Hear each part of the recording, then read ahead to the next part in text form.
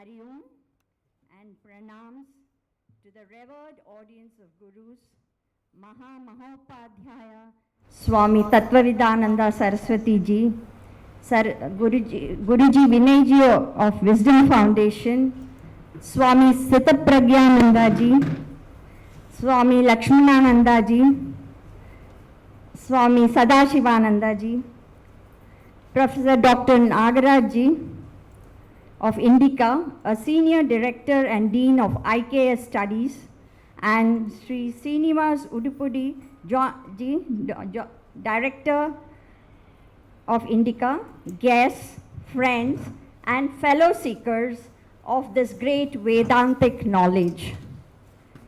Welcome to one and all to this grand evening. Wish you all a happy Independence Day too. Today is an auspicious day for WISDAM Foundation and all those assembled here to celebrate the Indica's highest recognition being bestowed on our most revered Guru, Swami Tattvavidananda Saraswati ji, and seek his blessings to annihilate all our ignorance and gain wisdom. As Swamiji mentions often, natural things happen naturally. Guruji and the WISDAM Foundation Parivar is very happy that our long cherished desire that Swamiji should visit WISDAM Foundation has finally materialized in this way. WISDAM Foundation is extremely grateful to Indica, formerly known as Advaita Academy, for the grateful to Guru's program. Thankful to Srimati Vidya Muruganji and her daughter Kumari Divya Muruganji for timely nominating Swamiji. We are indebted to Swamiji for accepting our request to host this event at WISDAM Foundation. And thank you, Guruji Vinayji, for coming forward to host this program at our institute. India, the land of rich heritage and ancient traditions, the relationships between a student and their teacher holds immense significance. This sacred bond extends beyond the classroom, fostering lifelong connection, built respect, knowledge, and gratitude. Here, today we have all been given this opportunity to show our gratitude to Swamiji on this auspicious day of Independence Day through the Grateful to Gurus program, where Indica Group has chosen him for the great award. I now request Vidyaji to kindly escort Swamiji and Guruji to the dais.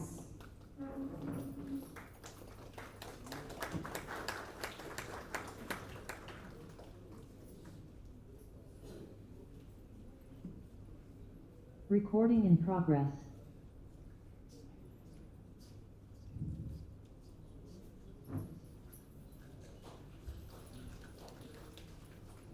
In WISDAM parlance, they say, awareness illuminates everything. Let us now symbolically light the traditional lamp, and I now request Swami Sitapragyanandaji, Swami Sadashivanandaji, Swami Lakshmananandaji to also kindly light the lamp.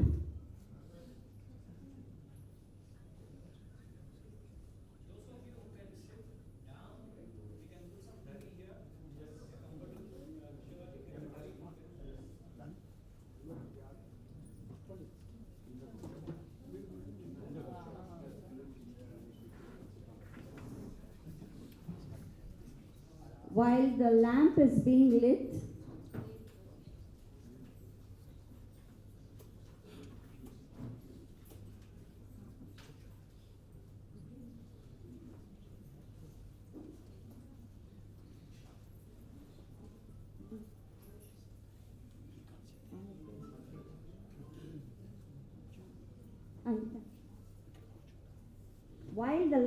being lit, Mrs. Shamla ji will render the prayer.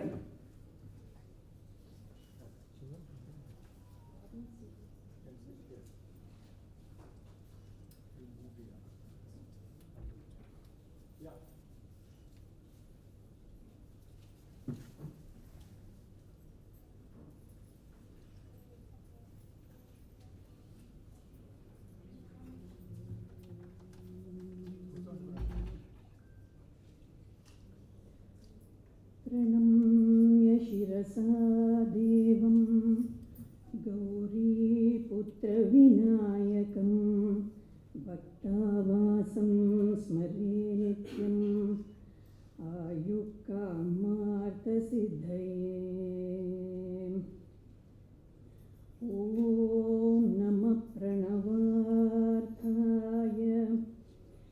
शुद्धज्ञानैकमूर्तये निर्मलाय प्रशान्ताय दक्षिणामूर्तये नमः।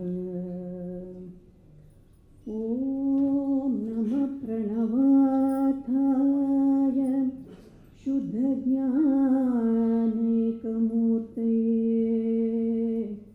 निर्मलाय प्रशान्ताय दक्षिणामूर्तये नमः। गुरुब्रह्मा गुरुर्विष्णु गुरुर्देवो महेश्वरः गुरुसाक्षात् परं ब्रह्म तस्मै श्री गुरवे नमः।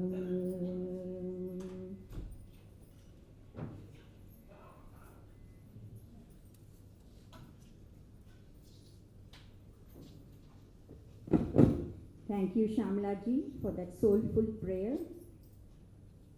Now I would like to talk about Professor Dr. Nagaraj ji, who is trained in Sanskrit and Advaita Vedanta by his own spiritually accomplished father, or he is of Indica. He will give a brief introduction of Indica, which was originally known as Advaita Academy, and about the significance of this award. I request Nagaraj ji to kindly address the gathering. While he comes up to talk, I request all of you all to please keep your mobiles in the silent mode or please switch it off. Thank you.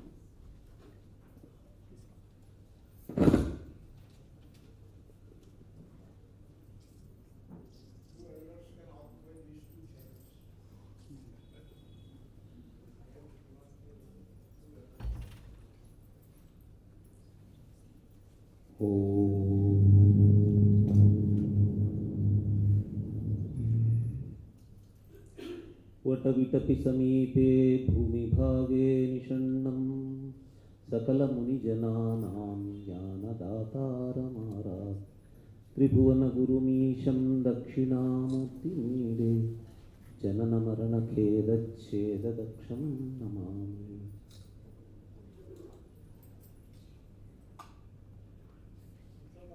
Indica Academy is founded by Sri Harikiran Vadlamani Garu. He started his activities with Advaita Academy, which is now morphed into Indica Moksha as one of the wings of Indica Academy.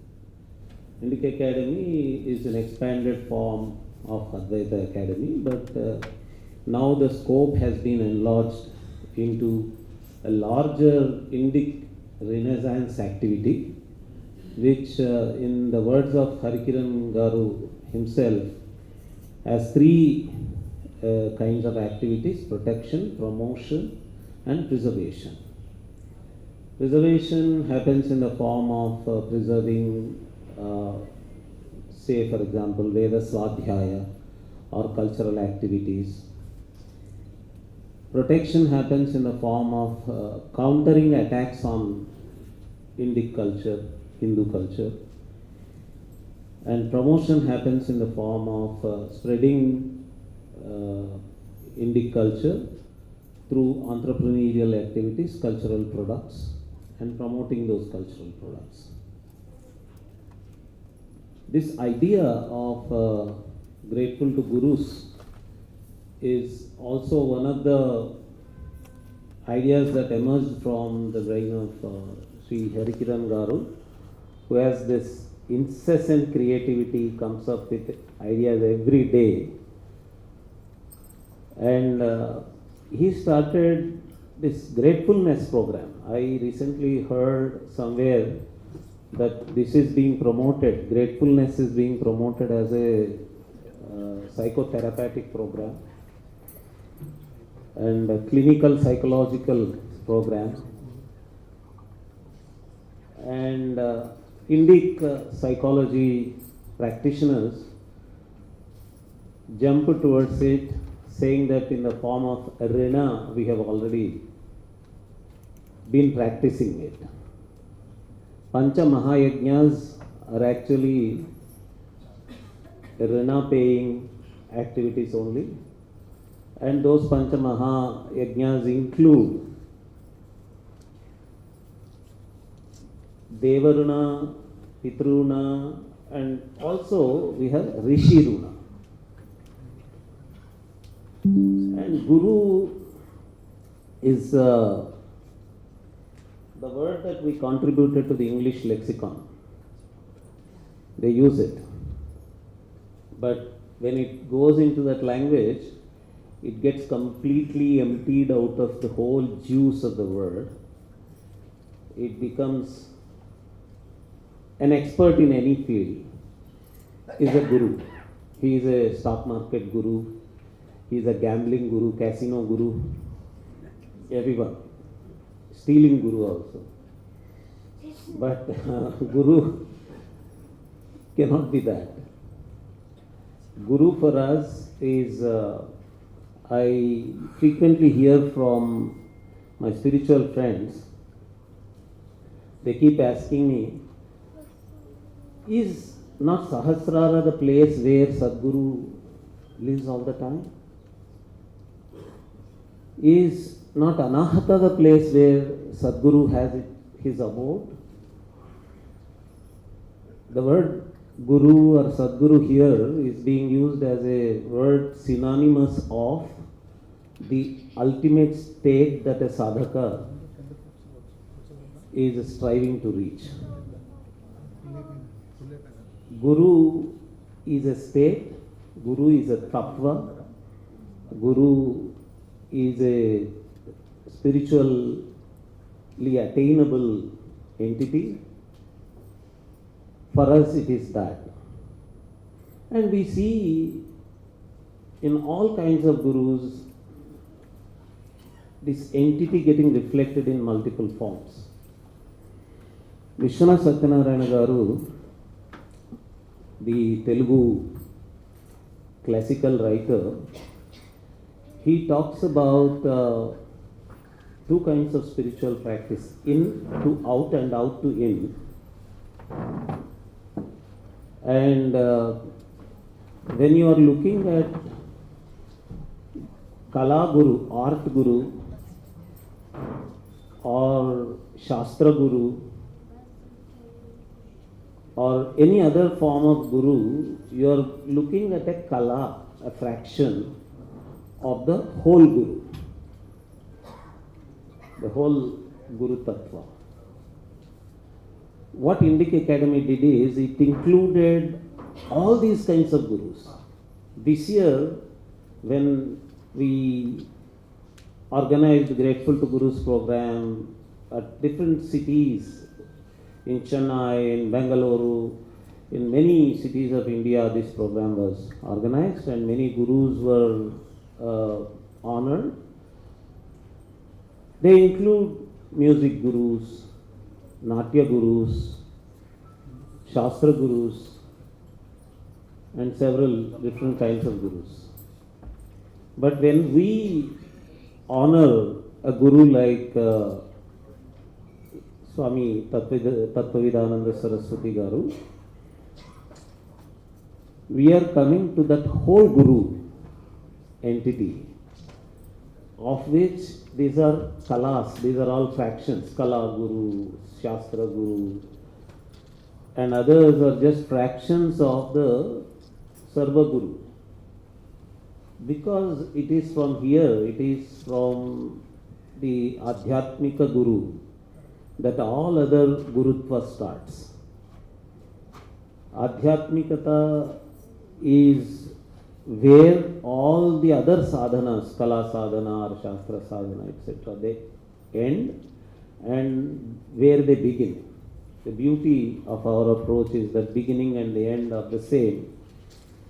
So we start from the tattva, adhyatmika tattva, and we end at the tattva, and tattvavit is with, the word with leads to Veda, and tattvavit and ananda coming from the tattvavetritva is our Guru Garu, Tattvavidananda Garu. And Indica Academy is very proud of honoring such a Guru, great Guru, which is the best of the honors than honoring the other fractional sides of the Tattva like Kala Gurus or Shastra Gurus. I am personally very much happy that I have been associated with Swamiji in his Purvashrama. We were organizing a program, an organization here at Hyderabad called Veda Vijnana Vedika, which was an organization initiated by some Arya Samaj people. And we used to organize talks, lectures on a given science in Veda in every month. And in Purvashrama, Swamiji he started his talk with biochemistry in Sri Sukta. His Purvashrama career was also biochemistry, IDPL career. And he was speaking on biochemistry at that time. And later he contributed on many other aspects of different mantras and science in those mantras. And we organized a conference together. And I am so glad that that friend of mine is no longer there. He has taken a different birth. And in that birth, I offer all my wholehearted salutations to Guru Swami Tattvavidananda Saraswati.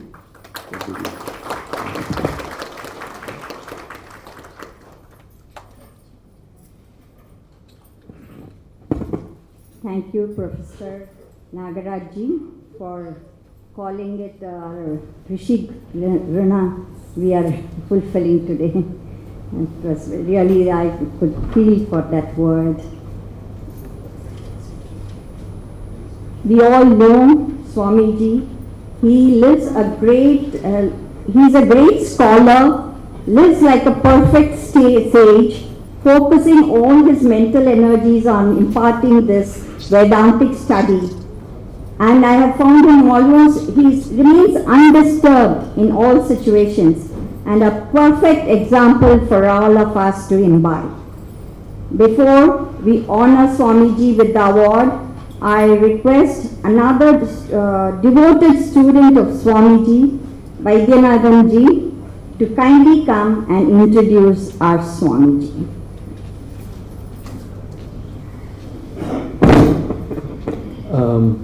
I have been asked to introduce Swamiji. This is something that is coming to me since last year repeatedly. But who am I to introduce him? I myself bask in his glory.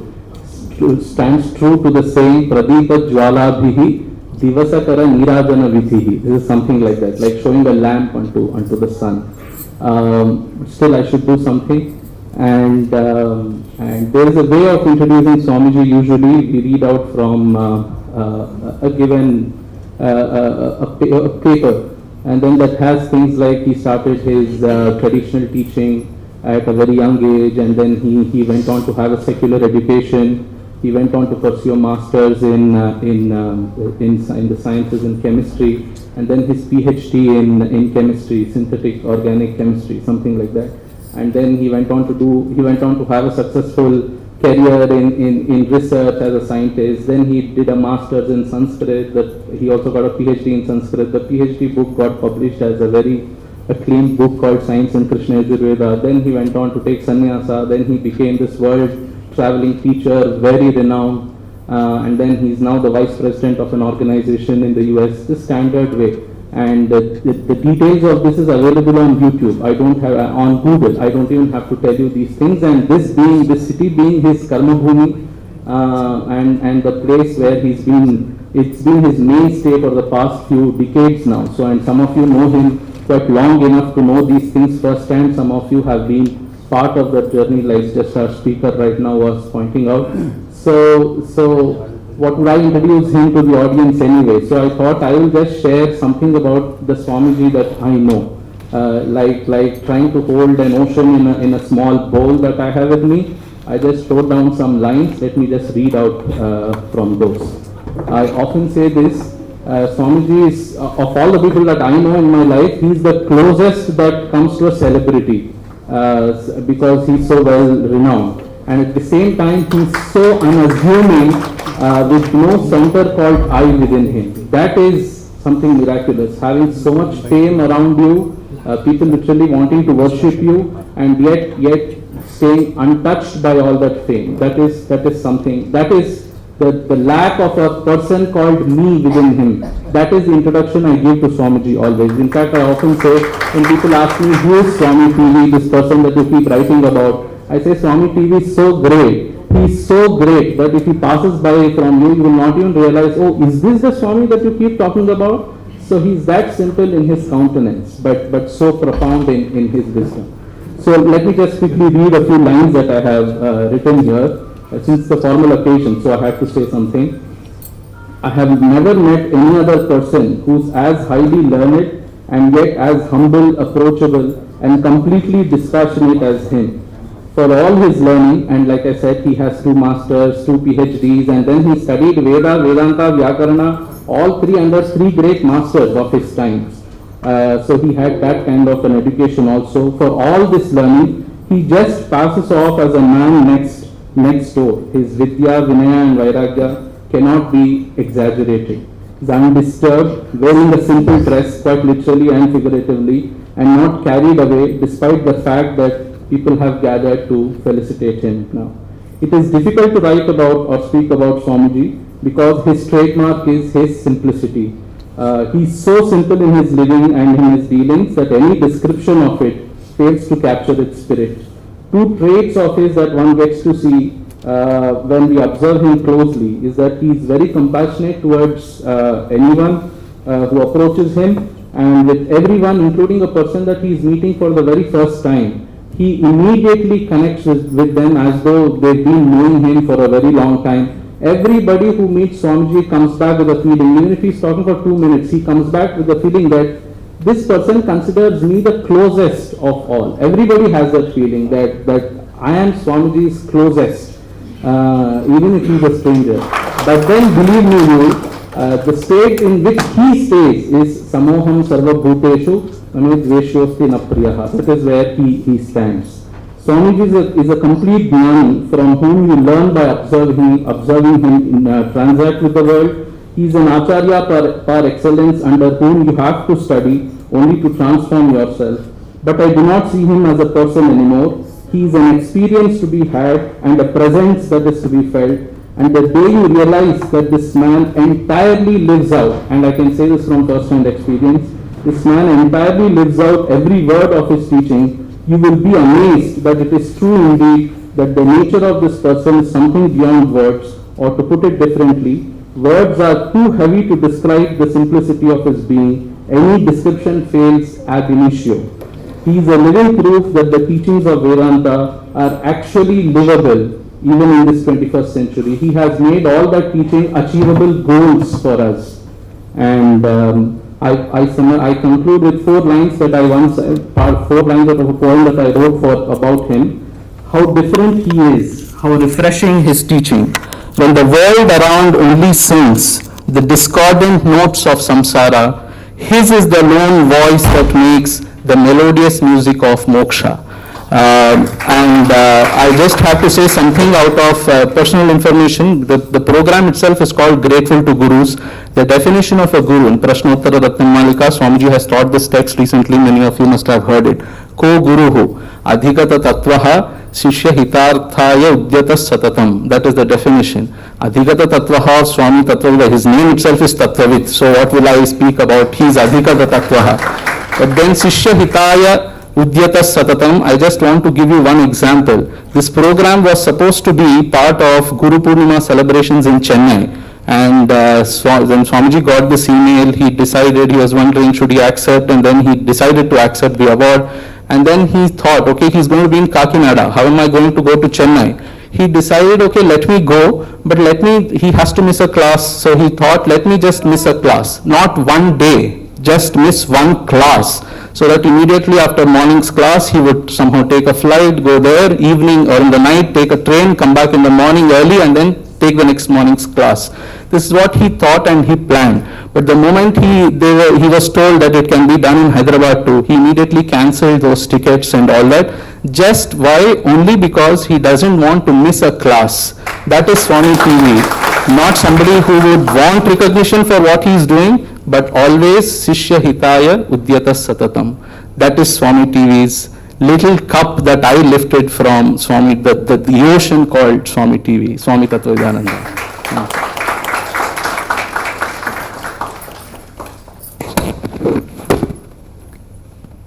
Thank you, Vaidyanathanji.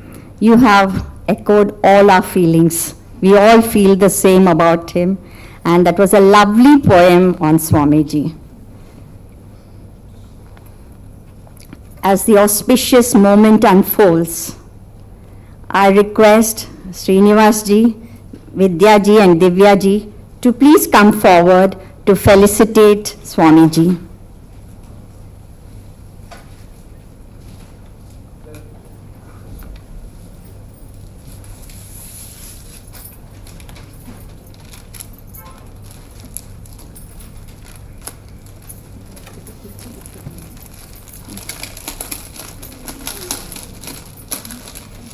போடலாம்ல கையில் கொடுத்துடலாம்.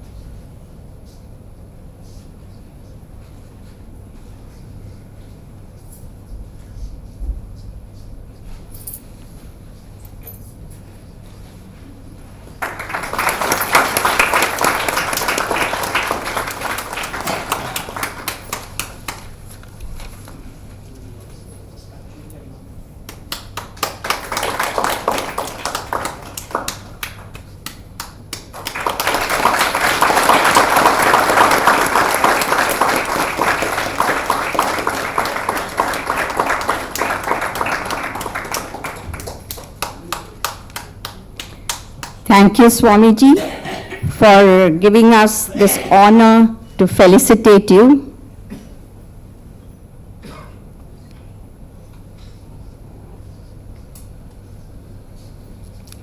Now, let us all felicitate our Guru, Vinayji.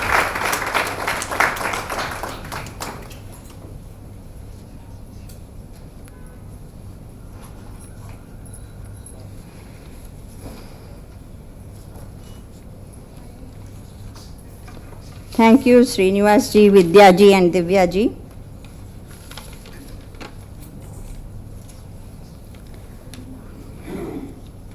This award echoes loudly the gratefulness of Swamiji's innumerable students from the depth of their hearts for all the teachings they have received from Swamiji.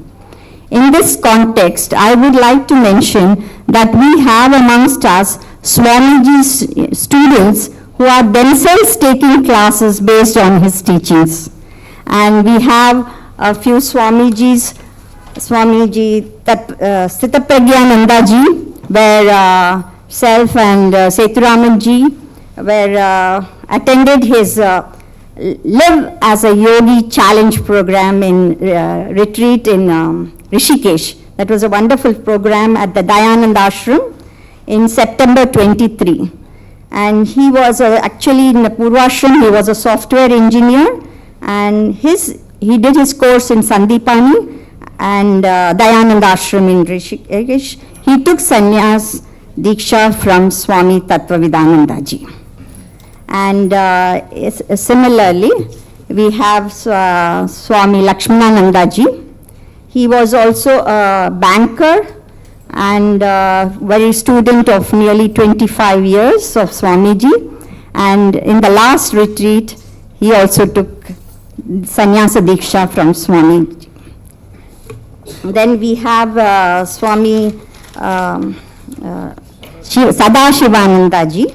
He stayed 10 years in Vanapashta Ashram in Varanasi, listening to Swamiji's talks, and he also was initiated to sannyasa by Swami Tattvavidananda ji.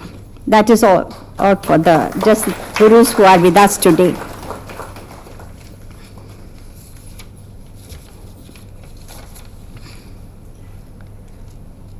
Now we'll have a few students to share their thoughts on Swamiji and their experiences both in Telugu and English. I request Dr. Sharma ji to please come up to the dais and share his thoughts in English. Thank you, Sharma ji.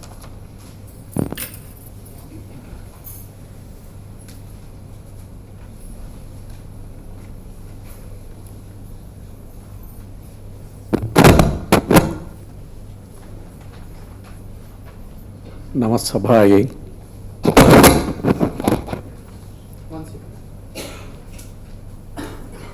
Card number 3264 should be. Card number 3264. 364? 3264. Sorry, there is a small interruption. The car number 3264 is standing in the way and it has to be removed. Kindly, anybody's car number with that name? Thank you.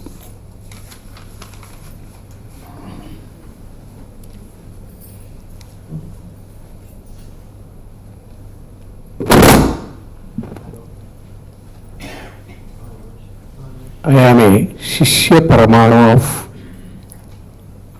Swamiji. My learned colleague, Vaidyanathan, indeed told all the things that are to be told. Yato vacho nivartante apraapya manasa saha. These words came out of Paramatma only to describe about Tattvavidananda Swamiji, I believe.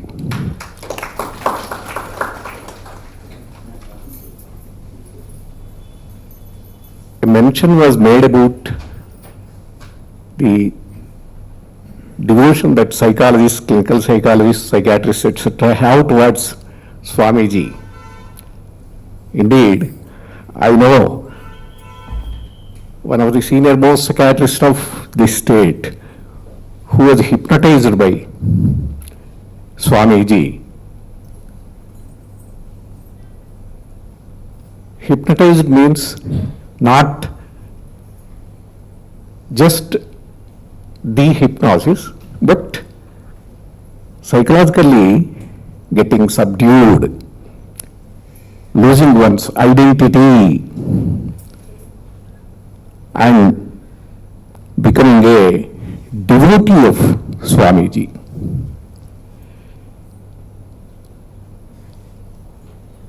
As told already by our learned speakers, he does not show any style. There is no posing. Usually, yatis are known for their keeping distance from all the laukikas.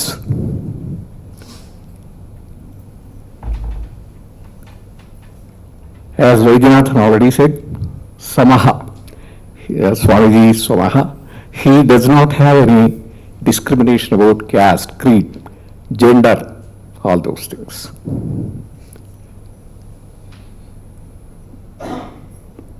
These are being told by several Swamijis, no doubt, but practically we can see only Tattvavidananda Swamiji.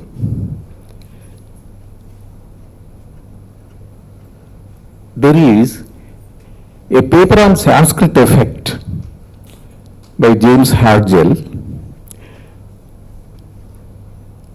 Maybe his childhood studies about Veda and Shastras in the traditional way could show this Sanskrit effect to some extent, but he is much more, because what those researchers say is that it is the memory part that improves with Sanskrit. But his abstract thinking is such a wonderful thing that even psychiatrists have to learn about psychiatry. Chemists have to learn about chemistry, and so on and so forth. And we need not have to have any inhibitions to approach him. Starting from Ramashabda up till Brahma Sutras, anything he is ready to clarify at any moment.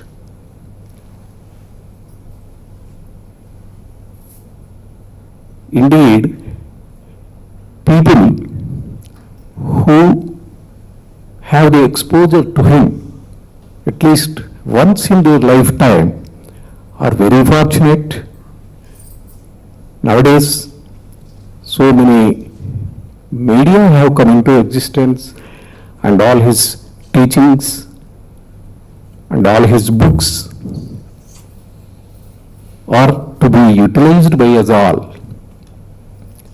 Many of the books, of course, are out of print and they are not available, but from the learned other friends we can take their copies, and we should try to improve our wisdom. ఆ భాష తెలుగే కానివ్వండి, సంస్కృతం వా భవతు, may it be English, let it be any language. That has no limitation. Languages have no limitation for him. In all the languages he can express all his thoughts lucidly. And more than anything,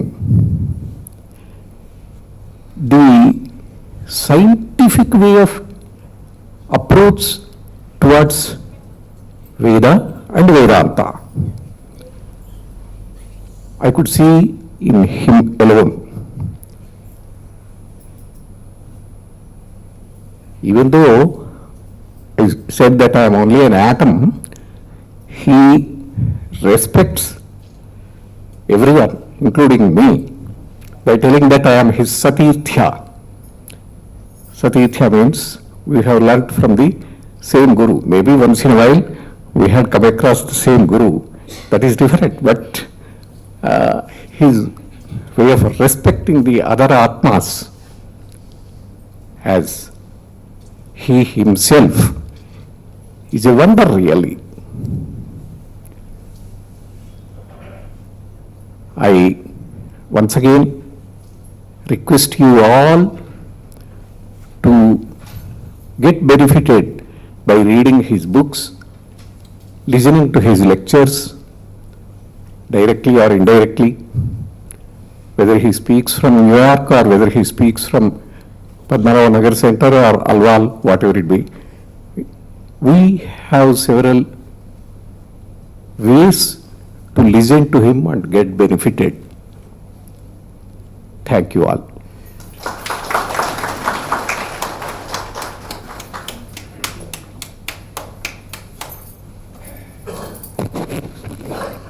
Thank you, Dr. Sharmaji. That was very deep experiences you had with Swamiji. It was nice to know about all that.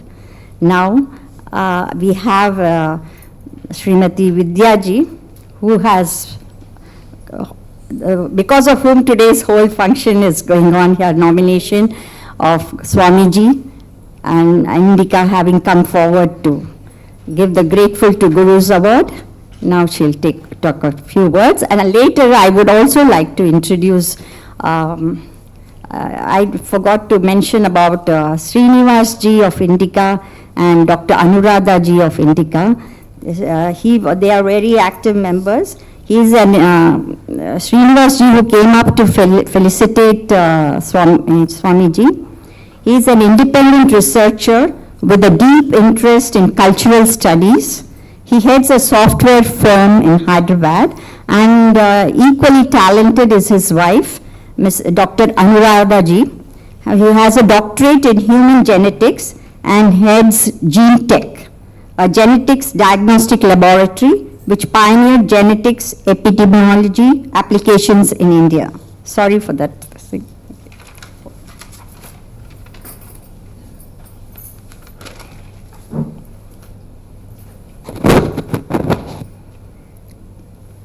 Shri Gurubhyo Namaha. Namaskaram Swamiji, Guruji and all fellow seekers. We are gathered here to express our gratitude to our Guru, our appreciation for the Guru Shishya Parampara. From a purely chronological perspective, the Shastra is 8 to 10,000 years old. Logic follows that the teacher-student lineage is also just as old. For most of this journey, the teachings were not written down or only taught orally. How is it that after all this time, we are receiving the knowledge even today, just as purely? How does the Jnana Ganga travel through time, unpolluted, liberating everything it touches? For centuries, seekers with intense yearning for self-knowledge have searched for a guru. When found, the guru teaches the Shishya with compassion to enable them to realize their true self. Once a devotee asked Bhagavan Ramana, Bhagavan, you say a jnani has no mind, but when we ask a question, you answer. Where does the answer come from? Bhagavan answered, the source from where the question arises, from the same source the answer also comes. Only the bodies are different, the source is same, the heart is same. When I met Puja Swami Dayananda Saraswati for the first time, after seeing my overwhelming emotions towards a guru, he advised me, don't follow the teacher, follow the teaching. After a few years, when I met Puja Swamiji, again he asked me, what are you doing now? I said, I am listening to Swami TV's Vedanta Dindima. He said, very good. You are following the right path.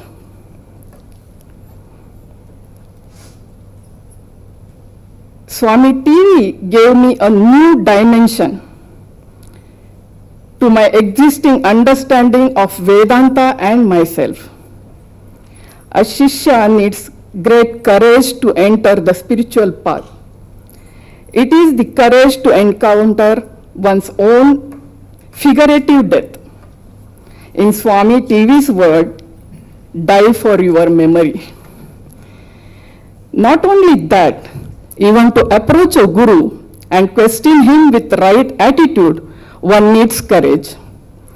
We need internal strength to keep us from losing the path because our desires pull us in the other directions.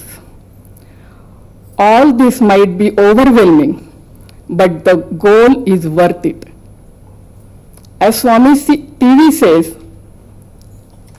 though it is the toughest path, the spiritual path alone can take us to the truth, the liberation, freedom, or moksha, whatever we call it. Freedom from shackles of dependence, freedom from non-self, from me and mine. When we commit ourselves to the ultimate liberation, we become truly independent, truly free. This is a lone journey. Swami TV's words have always given me the courage to look within and to look closely, ever trying to know the Tattvam, to be the Tattvam. Tattvavid Tattvam eva bhavati. So I am on that becoming Tattvam path. My words may not convey the meaning. I hope they convey the bhavam behind it. I am thankful to Indica Academy and Wisdom Foundation for the opportunity to express my gratitude to Swami TV. Thank you very much.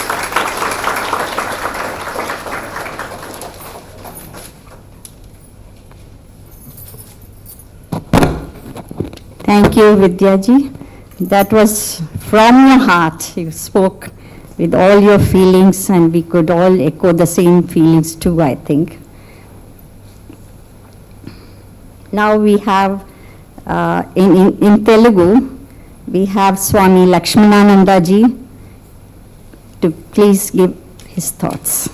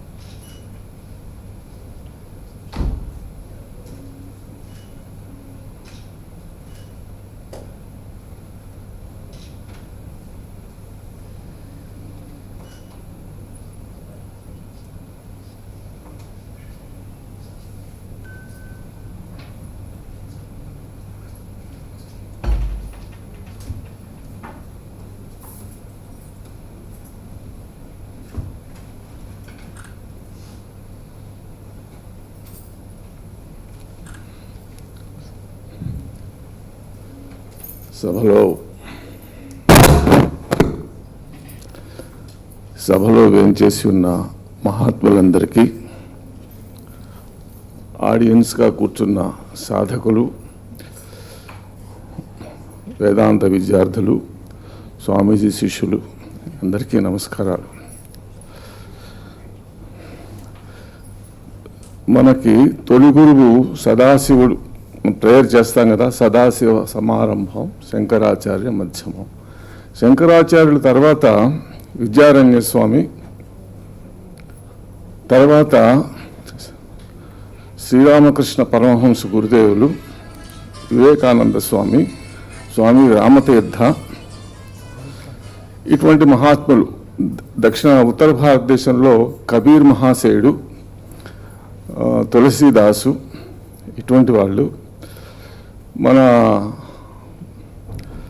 Ramakrishna Paramahamsa వారి సాంప్రదాయంలో 16 మంది శిష్యులు, శారదామాత, వీళ్ళందరూ కూడా మనకి ఒక వరవడినిచ్చారు.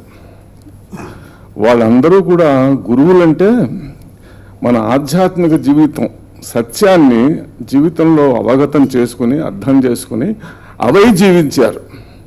పాఠాలు చెప్పలా, వాళ్ళ జీవితమే పాఠం. అటువంటి జీవనం జీవించి వాళ్ళు చిరస్థాయిగా మన సమాజంలో నిలిచిపోయారు. అటువంటి సాంప్రదాయంలోనే స్వామి యోగానంద, రామకృష్ణ గురుదేవుల శిష్యుల్లో ఒకరు స్వామి యోగానంద, వారి శిష్యుడు స్వామి శివానంద. స్వామి శివానంద గారి శిష్యులు మన తపోవని మహారాజ్, చిన్మయానంద మహారాజ్. చిన్మయానంద మహారాజ్ శిష్యులు దయానంద స్వామి వారు. దయానంద స్వామి వారి శిష్యులు మన తత్వవిధానంద సరస్వతి స్వామి. ఆ సాంప్రదాయానికి అంతటికీ మనం ప్రతిరోజు తలుచుకుని నమస్కారాలు చేసుకోవాలి. ఎందుకంటే వాళ్ళు టీచర్స్ అంటే పాఠాలు చెప్పలా, జీవితాన్ని చూపించారు. జీవితంలో ఆ సత్యాలను జీవింపచేసుకున్నారు. సత్యాలను మనకి ఇలా జీవించవచ్చా అని. ఒకసారి పెద్ద స్వామి వారి దగ్గరికి, చంద్రశేఖర సరస్వతి స్వామి వారి దగ్గరికి ఎవరో సమాజంలో ఉండే ఒక పెద్ద మనిషి వెళ్ళారు. వెళ్ళి, స్వామీజీ నేను ఆశ్రమానికి కొంత డొనేషన్ ఇస్తాను అని వారు ప్రపోజ్ చేశారు. చేస్తే స్వామీజీ అన్నారు, నీకు ఎంతమంది కొడుకులు ఉన్నారన్నారు. ఎంతమంది పిల్లలంటే 4 కొడుకులండి. ఒకళ్ళు అమెరికాలో ఉన్నారు, ఒకళ్ళు ఫ్రాన్స్లో ఉన్నారు, ఎక్కడెక్కడో ఉన్నారు.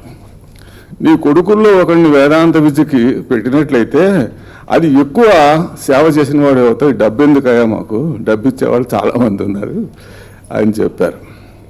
అలా తల్లిదండ్రులు ఒప్పుకోవటం పెద్ద సమస్య. ఆ చిన్న వయసులో ఈ జీవితం వైపు ఆసక్తి కలగడం మరింత సమస్య. అటువంటి ఆసక్తితో వారు జన్మించారా అన్నట్టుగా జీవించారు. ఎందుకనంటే వారు మహావిద్వాంసుల దగ్గర చదువుకున్నారు. లౌకిక విద్యని ఇగ్నోర్ చేశారా అంటే చేయలే. అంతా యూనివర్సిటీ ఫస్ట్లోనే వచ్చారు వారు, ఎంఎస్సి పిహెచ్డి వరకు. తర్వాత ఆ చిన్న ఏజ్లో ఐపీఎస్ సెలెక్ట్ అయ్యి వారి నాన్నగారిని మాట పట్టి, అది మనం చేసే సర్వీస్ కాదు, ఇంకేం అక్కర్లా, ఐఏఎస్ వస్తే కొంత పబ్లిక్ సేవ చేసే అవకాశం ఉంటుంది అని చెప్తే వారు అటువైపు వదిలేశారు. ఐపీఎస్ లాంటి దాన్ని 23 ఏళ్ళ 25 ఏళ్ల వయసులో వదలటం అంటే ఎంత త్యాగం ఉండాలండి. ఈ ధర్మం పట్ల ఎంత కమిట్మెంట్ ఉండాలి. అంత కమిట్మెంటు, అంత త్యాగం వారి జీవితంలో ఉంది. కనుకనే వారు అంతర్జాతీయంగా వారి రాక కోసం ఎదురు చూస్తూ ఉంటారు. ప్రపంచవ్యాప్తంగా వారి శిష్యులు, వారిని చూస్తే ఎవరికీ అలా అనిపించదు. ఇప్పుడు మన మిత్రుడు ఇంతకుముందు చెప్పారు, వారు ఎవరికి వాళ్ళకే ఆత్మీయులు. నేను ఆత్మీయుని కాదని ఎవరికీ అనిపించదు. మేము సత్సంగంలో ఒక 70-80 మంది వచ్చేవాళ్ళు. ఏ ఒకళ్ళు ఆయనకు దూరం కాదు, ఏ ఒకళ్ళు ఆయన క్వార్టరీలో ఉండరు. ఆయనకి అసలు క్వార్టరీ లేదు. వీళ్ళు ఆయనకి క్లోజు, వీళ్ళు ఆయనకి దూరం. ట్రై చేసేవాళ్ళు వాళ్ళు ఉండేవాళ్ళు, వాళ్ళకి తక్కువ ఉండదు ఆయన క్లోజ్ అవ్వాలని. కానీ స్వామీజీ ఎంత ఆప్యాయతనైనా సరే అందరికీ చూపిస్తారు. కానీ ఎవరి జేబులో ఏ వస్తువుకి ఆయన సరెండర్ అయి జీవించాల, ఏ విలువలు ఆయన వదులుకోరా. అటువంటి మహనీయుడికి సన్మానించటం, అటువంటి మహాత్ముని మీరందరూ గుర్తించి ఈయన మొత్తం సాంప్రదాయానికి ప్రతినిధి అని భావనతోటి అక్కడి నుంచి సదాశివుడి దగ్గర నుంచి, అంటే మనకి దక్షిణామూర్తి, అక్కడి నుంచి ఇవాల్టి వరకు గురు పరంపరని తలుచుకుని మనం వారందరినీ గౌరవిస్తున్నాం. ఇటువంటి సత్సాంప్రదాయాన్ని నెలకొల్పినటువంటి అద్వైత అకాడమీని నేను ముందుగా అభినందిస్తున్నా. ఎందుకనంటే మన ధర్మాన్ని మనం ఆచరించడం ద్వారా జీవింపచేయాలి, లేకపోతే ఆచరించే వాళ్ళని మనం కొంత ప్రోత్సహించడం ద్వారా జీవింపచేయాలి. అటువంటి ఉత్తమమైనటువంటి కార్యక్రమాన్ని చేపట్టినటువంటి ఈ అకాడమీ సభ్యులందరికీ నా మనపూర్వక వందనములు. మనం స్వామీజీ దగ్గర నేను సుమారుగా 26 ఏళ్ళు 27 ఏళ్ళు వారి శిష్యులుగా ఉన్నా. నేను శిష్యులుగా ఉండడం అంటే సన్యాసం తీసుకుంది ఈ మధ్య. వారి పాఠాలు క్రమం తప్పకుండా వింటూ ఉన్నా. ఆ పాఠాలు ఎలా ఉంటాయంటే ఒక వేదాంతమే కాదు. నేను వారి పాఠాలు నాకు ఎలా దొరికిందంటే, నేను రమణాశ్రమానికి వెళ్తూ ఉండేవాడిని సత్సంగాలకి. అక్కడ రమణ భగవాను గురించి మరింత తెలుసుకోవాలనుకుంటే ఫలానా ఆల్వాల్లో క్లాస్ ఉంటుంది, ఇవాళ 4 గంటకి వెళ్ళి వినొచ్చు అన్నారు. ఆ రోజు నేను వెళ్ళాను, ఆ అడ్రస్ తీసుకుని వెళ్ళా.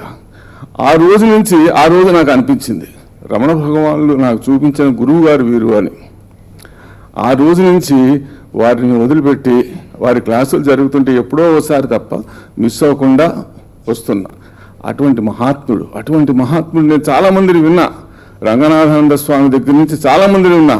కానీ ఇటువంటి స్వభావం ఉన్న గురువులు, ఇంత దయ, ఇంత ప్రేమ, తర్వాత చెప్పే పాఠం జీవితంలో ఉంటే కానీ చెప్పరు. ఆయన ఏదైనా చెప్పారంటే ఆ సత్యాన్ని జీవితంలో అనుభవించి చెప్పారు వారు. అంత నిష్ట అది మనకి. అటువంటి మహామూర్తిభవించిన జ్ఞానం ఆయన. అటువంటి వాళ్ళు దొరకటం మన పుణ్య గొప్ప అనుగ్రహం, భగవంతుడి యొక్క అనుగ్రహం. అటువంటి అనుగ్రహం ఉంటే కానీ మనకి లభ్యం కాదు. అటువంటి గురుదేవులు నాకు లభించి నేను అది ఆ గురు రుణం నేను తీర్చుకోలేను. ఎందుకంటే నాకు సాంస్క్రిట్లో ఇది లేదు, చదువుకోవాలి. నేను చిన్నప్పుడు పల్లెటూరులో పెరిగిన వాడిని. నేను ఈ పుస్తకాలు రాయలేను. గురు రుణం తీర్చుకోవాలంటే వారు చెప్పిన బోధ అంతటిని మళ్ళీ ఒక పుస్తక రూపంలో వెలువరించి మనం చేయటం అనేది గురు రుణం తీర్చుకోవటం. అది నేను చేయలేను. నేను చేయగలిగింది ఏమిటంటే నా జీవితంలో వీలైనంత వరకు ఆ సత్యాలను తీసుకుని అవి ఆచరించుకుంటూ జీవించినంత కాలం వారి పాఠం వినటం, అదే నేను చేయగలిగాను. ఈ మహాత్ముల గురించి మనం అసలు ఆయన సంగతి ఎత్తితేనే ఒక ఆనందం మన నిండా నిండిపోతుంది. ఆయన నాకు 4-5 వెళ్ళేవాళ్ళం సత్సంగానికి. వెళితే ఎవరైనా ఒకడు రాకపోతే నిన్న ఏం చెప్పారు అని అడిగేవారు. ఏం చెప్పారు అంటే ఏం చెప్పలేం. కానీ నిన్నటి క్లాసు నిన్ననే స్పెషల్, ఇవాళ క్లాసు ఇవాళే స్పెషల్, మనం చెప్పలేం. అలా ఏ క్లాస్కి ఆ క్లాసు, ఉపనిషత్తు కానివ్వండి, గీత కానివ్వండి, ఏదైనా సరే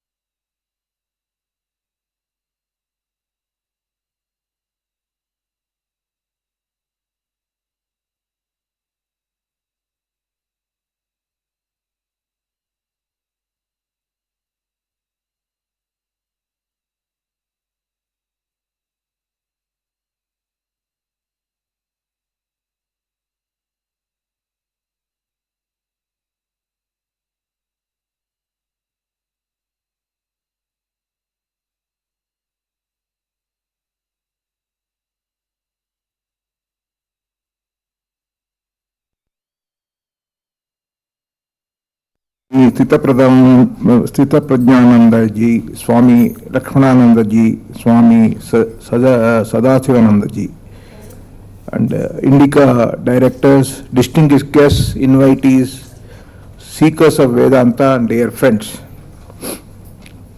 Ours is a very small growing community of seekers of Vedantic knowledge, the truth. We are all very keen to annihilate our ignorance and gain wisdom. Today, all of us have assembled here to celebrate most deserving and overdue recognition being bestowed on our Guru MAHAMAHOPADHYAYA Swami Tattvavidananda ji and seek his blessings to expedite our Vedantic journey. I had the pleasure of attending with my wife Vasanta the first retreat conducted by Swami Tattvavidananda in Rishikesh, and I had the good fortune of witnessing Swami Lakshmanananda ji's getting his sannyasa diksha from Swami Tattvavidananda ji at Rishikesh when we attended Dasasloki retreat. I understand we all have three peaks of happiness in life. First peak is achievements in samsara. Second peak is fulfillment. First peak is fully selfish. Second peak is fulfillment due to meaningful life of service and sacrifice. That is unselfish. Third peak is enlightenment, that is selfless, getting realized. I was wise enough to break my first leg of journey at the age of 63 in 2013, and in the course of my second journey from 2013, while engaged in seva and service activities, thanks to Jaya Ramanji, I got introduced to Guru Vinayji, whom I took the courage to approach and express my desire to learn Bhajagovindam one-to-one. He readily agreed to teach me twice or thrice a week, subject to I do mananam early morning 4 to 6 a.m. I had no choice but to accept the condition. My wife Vasanta and Shivaji and Jayaraman joined this course midway. I attended classes for at least 6 months. There is a lot of similarity between Swami Tattvavidananda ji and Guruji because they don't rush with the verses. They take a lot of time to teach a single verse, the lot of applied philosophy. Diligent mananam transformed both of us. It was an eye-opener. We realized how ignorant we were. What I primarily learnt was have possessions but not be possessive. Have objects, but don't be slave to objects. Have love for kith and kin, but don't get attached to them. In fact, I got little sort of a contentment, and I was able to relate to money better. And Guruji, Vinayji always says we should be net giver and not taker.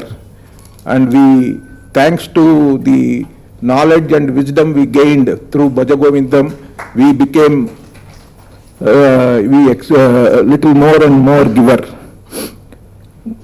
Guruji was inducted into Gurukul Vedanta Academy at the age of 16. Here I would like to recognize the presence of Guruji's father, D.V. Rao Garu. Sir, Mr. Mother unnarandi? Lera.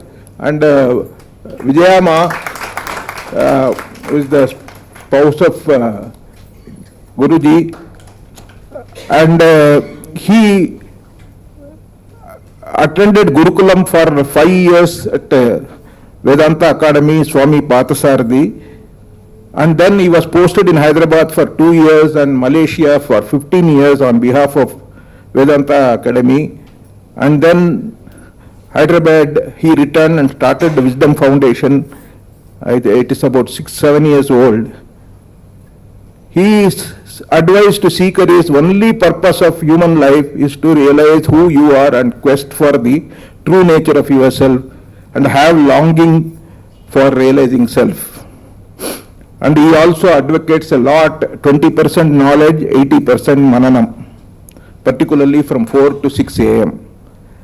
He advocates seeker to be a giver and not a taker, and he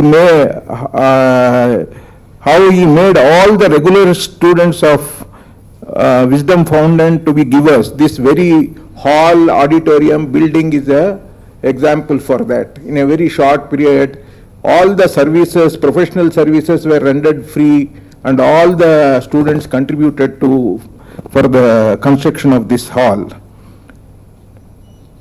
His unique course is, he has a course for students, school students, 11th class, 12th class and college students.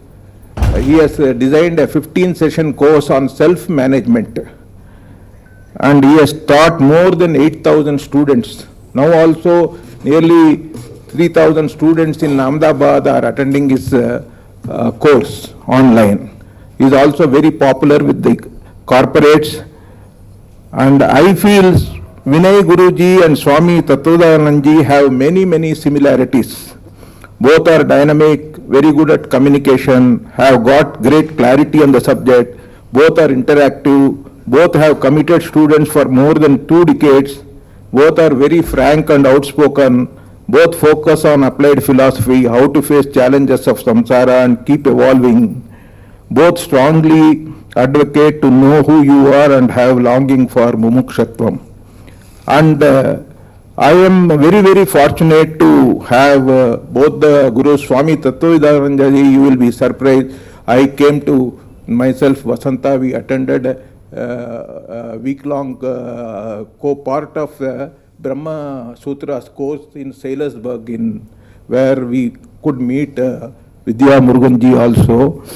I was amazed. See, here in Hyderabad, we find very difficult. Average attendance in such classes is not more than 20-30, or in online also, including online, 50. There, when I went to Sailorsburg, it was a 6 weeks course. You will be amazed, there were 120 students. And I was surprised, there were 20 white people who have come all the way from Brazil, Australia, Europe and the entire US. And I came across 20 doctors. I talked to them. Each one of them make $1 million every year. And they have taken 6 weeks, and this is the 8th year they are attending his course. And all of them, I am amazed. Even you will be surprised, those who of you attended here recently, a few months, 6 months back, his course on Dasasloki, there were a series of 5 Swami Acharyas. The capacity advised was 120. You will be surprised. The moment the course was announced, 250 registered for him within a week's time. And they had to stop at 200. And he was going on, and he even told us not to come. We said we never attended your course, a retreat, full retreat. We wanted to come and we made it. There again you will be surprised. I saw 20, Vaijananji was also there, 20 people who attended his Dhammapada in Ramana Kendram in Delhi. They came all the way to Rishikesh. They are all again from Brazil, Europe and all. They just came to India to attend his course. Even Vidya Muruganji, she doesn't understand Telugu. She goes all the way to US. This year also she is going to attend his 6 weeks course. So it is very appreciable. This community is growing. We need not feel very small, this growing, but incrementally this community is growing. And we all are here in this because we are at peace, we are happy, we are contented. And I bow down to both the gurus for the knowledge and wisdom being given to us. Thank you all.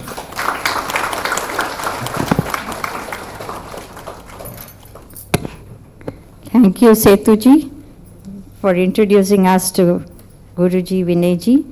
Now I request Guruji to please address the gathering.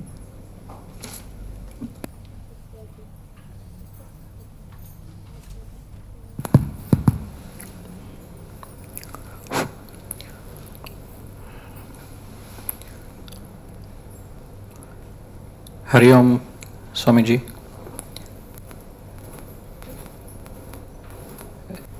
Respected seekers and dear devotees of Swamiji, indeed very happy to share that this event is actually a reality. My salutations and prostrations to Swamiji for having accepted to visit the board of the Wisdom Foundation. In fact, the entire Wisdom family, the Wisdom Parivar, are wholeheartedly extend our invitation to this abode. I must also take a mention of Seturamanji. It is his ability to bridge. The word Setu is to bridge. And he has that remarkable ability to bridge, connect, and make something out of it. And this gathering is an earnest effort of his. I had met Kiranji in the early 2000s in Singapore, and I have known him over the years. I have addressed in the Indica Moksha gathering some time ago. I had the blessed opportunity of meeting Swamiji in his residence not long ago. So when there was this occasion of Indica wanting to honor Swamiji, Setuji started doing his brilliant act of connecting dots, of my familiarity with Indica, of my association with Swamiji, little association, and a genuine intent for Swamiji to actually visit here and bless the premise and the effort. And it couldn't be any better than this, I must say that. So thank you, Swamiji, for your time and being here amidst us. I did not want to say anything in this gathering, to be frank. And it's more than once. I understand Swamiji was very particular that I address the gathering. And that message came very clearly through Setuji to me. Because everybody here would be wanting to hear his words of wisdom, including myself. And I'm very fortunate and humble sharing the platform and stage with him. Since he was very keen, I shall share some thoughts which will only nothing but echo with all of you. Can the lovely music stop, please?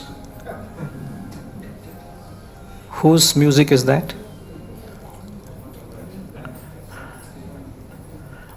Thank you.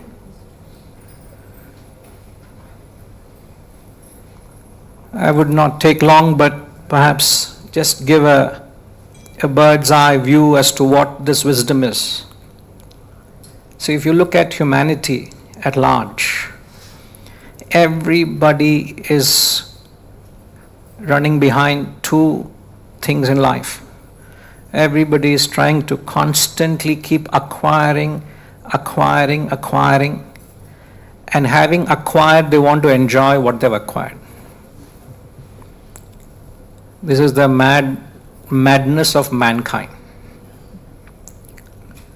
as Adi Shankaracharya in Bhaj Govindam, he says, these two primary purposes are for the primary reasons, which is dukkha nivritti and sukha prapti. You are acquiring only to avoid some sorrow you believe might occur in the future. And having acquired, one day you want to enjoy. That day never comes because everybody is busy acquiring. Nobody has time to acquire what they have. As is a very famous English saying, and I remember this in my early 90s when I joined the ashram. The ashram sandwiched between Pune and Mumbai. A small patch of land where the ashram was those days. And the entire surrounding areas were beautiful villas, huge villas. Always deserted, nobody used to be there. And we used to see our boys' hostel compound wall was right behind those bungalows. And once in a year we used to see some activity.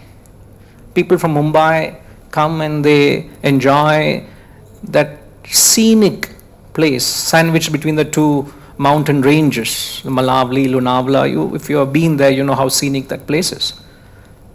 And what struck me is, these people are busy acquiring, but they don't come and enjoy. Who are the fellows enjoying? The servants. Fresh air, beautiful weather. They are paid for to enjoy. Nothing to do. How many times will you mop the floor, sweep the floor, clean the cobwebs? How many times will you do in a year? That many times you can clean. There's nothing beyond that to clean. And that's when a famous English saying, I don't know how many of you have heard it, an English saying which says, fools build houses, wise live in them. That day I realized I don't want to be a fool. I don't want to be running behind money, trying to acquire because I'm making a fool of myself. Because the first step of spirituality is realizing that there is no contentment, there is no satisfaction in that pursuit. You all have far greater experience than me, and I don't have to tell that to you. But the moment you realize that there is no satisfaction, that very moment you turn inward. Spirituality is an introverted journey. And the moment you turn inward, there is a guru waiting for you.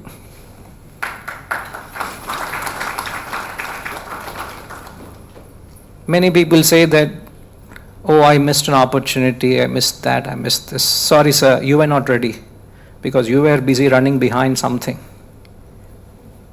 And spiritual path is an uncharted path. So you need a guru to guide you in that journey. And you cannot traverse that journey without a guru. And I can relate how pregnant your words were when you were glorifying Swamiji. I could relate to it from a sadhak, from a student. If I were to pour my gratitude, if I were to, sir, don't stop it, actually answer the call, they also can hear this.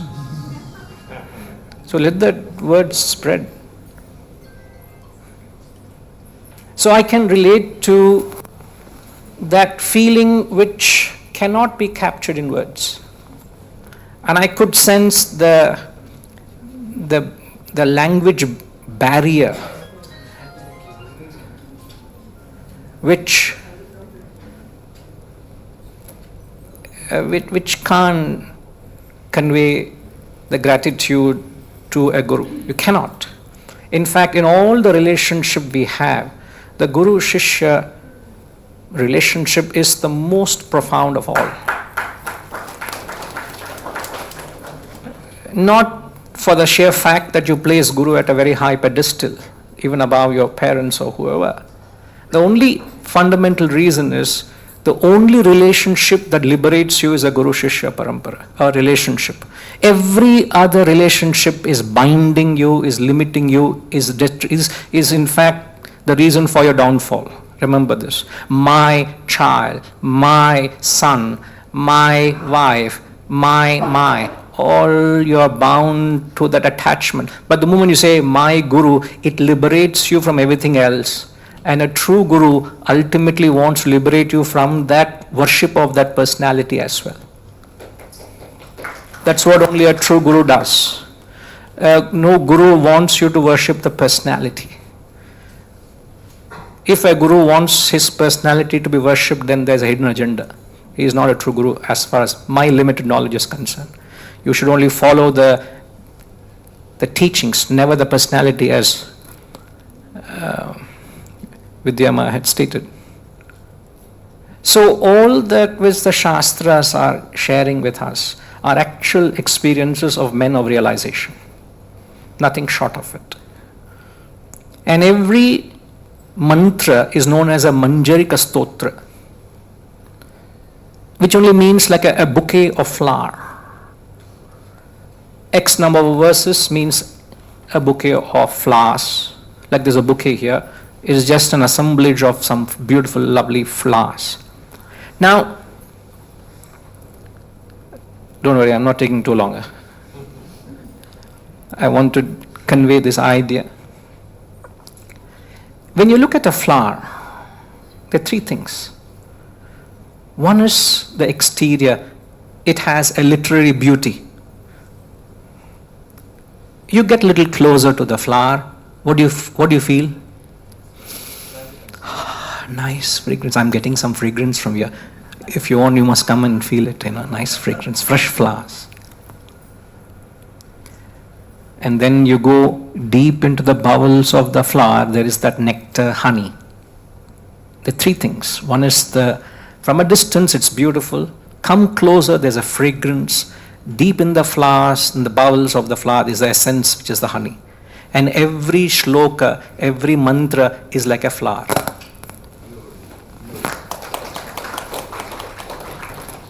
So when you approach the Shastras, what do you see? From a distance, you see the beauty. You see how melodious the shlokas are, how the Vedic chanting is so elevating, is so soothing, is so appeasing. The Sanskrit language is such a beauty that you may get lost in the language itself. That's what the famous words, the chorus by Adi Shankaracharya, he says, Bhaja Govindam, Bhaja Govindam, Govindam Bhaja Mudhamate, Samprapte San Nihite Kale, Nahi Rakshati Dukran Karane. So vast majority of spiritual seekers are lost in the exterior, mere language or the mere melody of the Shastras. That is like admiring the beauty of a flower from a distance. Some go beyond the literary beauty and get into the fragrance of the Shastras. What is the fragrance? The fragrance are the tools of applied philosophy. How this knowledge tells us how to get along with life. All that you're complaining in life are mere pinpricks of life. If I take a pin and prick you, you do feel that prick. The biggest problem that you have in life is a mere pinprick. So the moment you get into the fragrance of the literature, the Shastras, you feel all the problems disappear. But then the real seekers go into the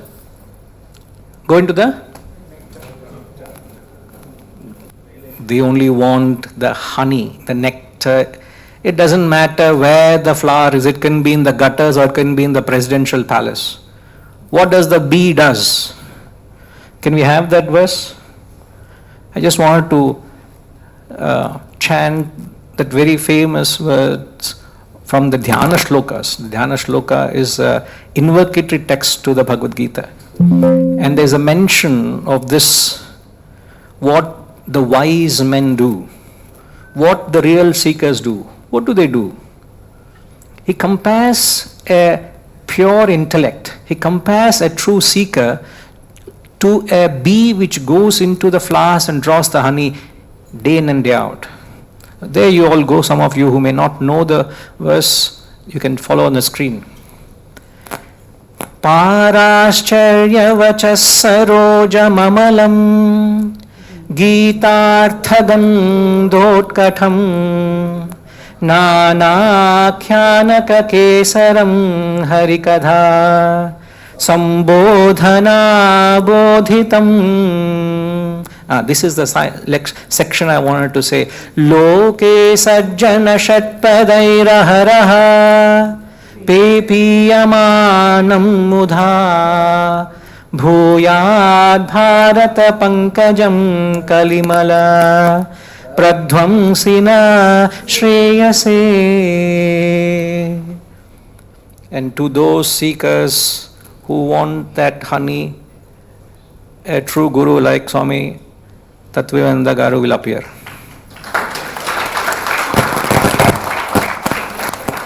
So all you need to do is, you must be ready for it. A knowledge will come, a guru will come and transform you and give you the real purpose of life, which is to realize thyself. If you are interested in anything other than that, as the Shastras say, mahati vinashti, it's a supremely great loss. You don't know what you're missing. Again, I have no words to thank Swamiji for being here, and thank one and all who have taken the time to make this evening a very memorable for all of us. And I would say, please hold on for the real speech which follows. Thank you. Hari Om. Thank you, Guruji, for enlightening us about a true Guru with your famous rendition of the Bhajagovindam and the Dhyana Sloka. Thank you, Guruji. Now, I think, like Guruji said, we're all waiting for Swamiji to give his talk. I request Swamiji to kindly address the audience. Om Shri Gurubhyo Namaha.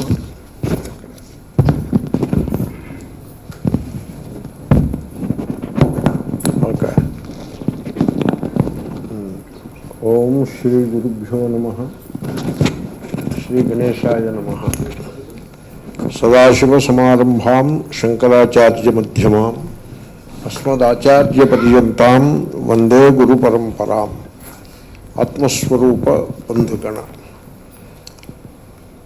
I am filled with a sense of joy and gratitude for all the nice words spoken by many of you, and I am grateful to the Advaita Academy for giving this prestigious award to this Swami, and friends Shivakumar, Shri Udumudi, Srimati Kavita is also very much involved, and Vidya Murugan Ammagaru, and the young lady Divya Murugan, Shri Nagaraj ji, all of them were involved in making this function the way it happened till now. And of course, as Shri Vinay ji pointed out, Seturamanji is the main person behind all this organization, and I am grateful to all of them. And many friends spoke many nice words. So I express my joy and gratitude to all of them. Now, I knew Advaita Academy from its early days of inception, and I was associated with the Academy in those days. They were recording some of my classes, and when they requested to record a few classes, I said, I don't like to speak to the mic, to the the camera, please come to the class. When I take a class, when the students are there, you come there and record the class.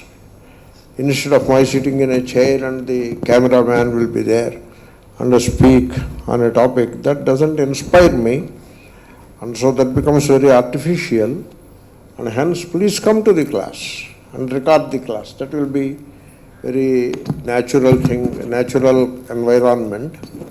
And so they used to do that.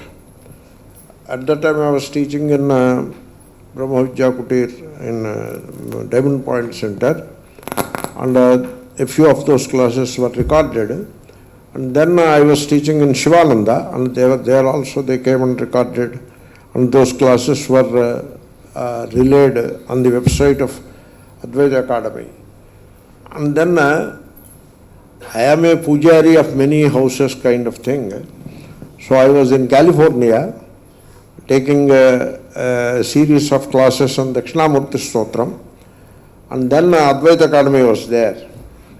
They provided all the required material or instrumentation for recording and then relaying on their website. Then when I was in Toronto, they have followed me to Toronto also. And so, like that, many of my classes were relayed by Advaita Academy in those days. And then there was a gap of a few years for many reasons. Main reason could be that I am not participating in a full way. That so you come and record. More than that, I was not doing anything else. But then they conducted a Shankaracharya Jayanti function in a big way, and invited many scholars to give talks. And then one of the organizers asked me, we would want you to give a talk on Karana Karyavadaha in Advaita Vedanta. So I gave the talk, and it was relayed all through the websites of the Advaita Academy. And then the talk has come in, it became very popular among the students of Vedanta. And then it came as an essay also in one of the books. So this is how I was in association with the Advaita Academy for many years, from its very inception till a few months back. And I assume that they have decided to confer this award to this Swami based on the recommendations of some of the good students. And so I am grateful to all of them. Then this is the first public function that I am addressing after many years. In recent times I was not going to any public functions. I was only taking classes, but this is an exception to that. And I am glad to come to WISDAM Foundation, this place. Shri Seturamanji and Shri Vinayji were inviting me for some time now. And today, that is the day, today is the day for coming here and enjoying the presence of all of you in this beautiful place. Shri Vinayji was very kind, and he is very hospitable in many ways. He is a great teacher of Vedanta in his own right. And he gave me one of his books, so I went through the book. Generally, I don't allow any book to go out of my hand before I go through it. This is a habit, a vyasanam you may call it if you wish. And so that book is a very good book. I very much appreciated that book. He wrote a very beautiful book for the students of Vedanta.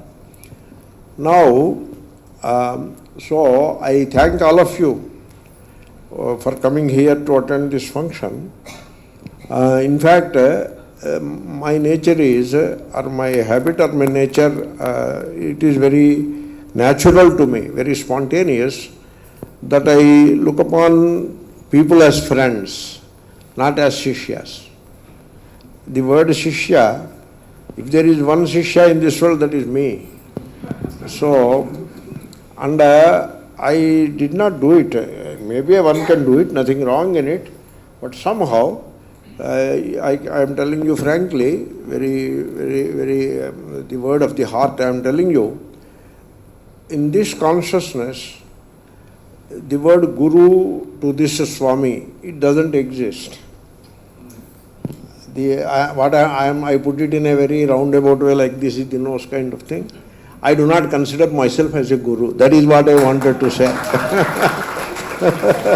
So that is all I wanted to say. So, but still, in a given context, some gauna prayogaha, it can be done. And so the Advaita Academy people have given the title to me and then awarded the title also. So I am grateful to them. I am guided by one great message by Swami Ramsukhadas Ji Maharaj. I used to attend his satsanga in Rishikesh, and he said, "Jo sabko guru manta hai, wo hi guru ho sakta hai." He said like that he used to say. Therefore, and I was also inspired by the Dattatreya Gita, which I used to teach in those days, from Uddhava Gita, which is part of Ekadasha Skandha of Srimad Bhagavatam. So Dattatreya Maharshi, he says he has learnt many things from many people. Even from a concubine called Pingala, he has learnt something. And from a meat seller, he learnt something. Like that, Dattatreya Maharshi used to go around and kind of aimless wandering. That is how the Maharshi was. That is the real spirit of Vedanta, the aimless wandering. Suppose you have aim, what aim will be? That will be part of this world and not worth pursuing in any case. Therefore, in that kind of an aimless wandering, he came across many gurus. And so he describes all those gurus. Kumari, like that. And now if I enter into it, it will take a lot of time. So that is how I was looking at myself as a wanderer, nothing more than that. But if all nice people like you come together and decide to confer a title upon the Swami is amenable to that also. I don't mind it, okay? In fact, I welcome it. Then what to speak on this occasion? I was wondering. And I was consulting my good friend Sri Dr. Sharma Garu while coming. Hey, what shall I speak? If I start speaking, my mind, it may become politically incorrect also, possibly. Then Sri Dr. Sharma Garu told me, you speak your mind. Don't worry about all of that. You speak your mind. And then, having arranged such a great function, I should do some justice to that from my side also. Therefore, I will say a few things which I have scribbled while coming. So I will tell something about Guru. If you read Shankara's Bhashyas carefully, you will notice some unique expressions of Shankara. And one of those expressions, which came quite a few times in the Bhashyas, in Prasthanatraya Bhashyas, is Shastracharyopadesham. Why the mic is okay? The sound is okay? It's okay. I am holding in my hand. Maybe I will use this. That will be better. This you please put off. Water I will take. This you please put off. Otherwise it will be making... Yes. This I will hold. Now you hear. Yeah, this is better. Shastracharyopadesham is an expression that is repeated by Shankara quite often in the Bhashyas. In the Gita Bhashya it comes, and of course in Upanishad Bhashyas, in particular Ishavasya, and in Brahma Sutra Bhashyas, everywhere it comes. The Acharya, Shankara, so he talks of Upadesha. Upadesha, it has to be correctly, if it can be translated correctly as an instruction. That is Upadesha.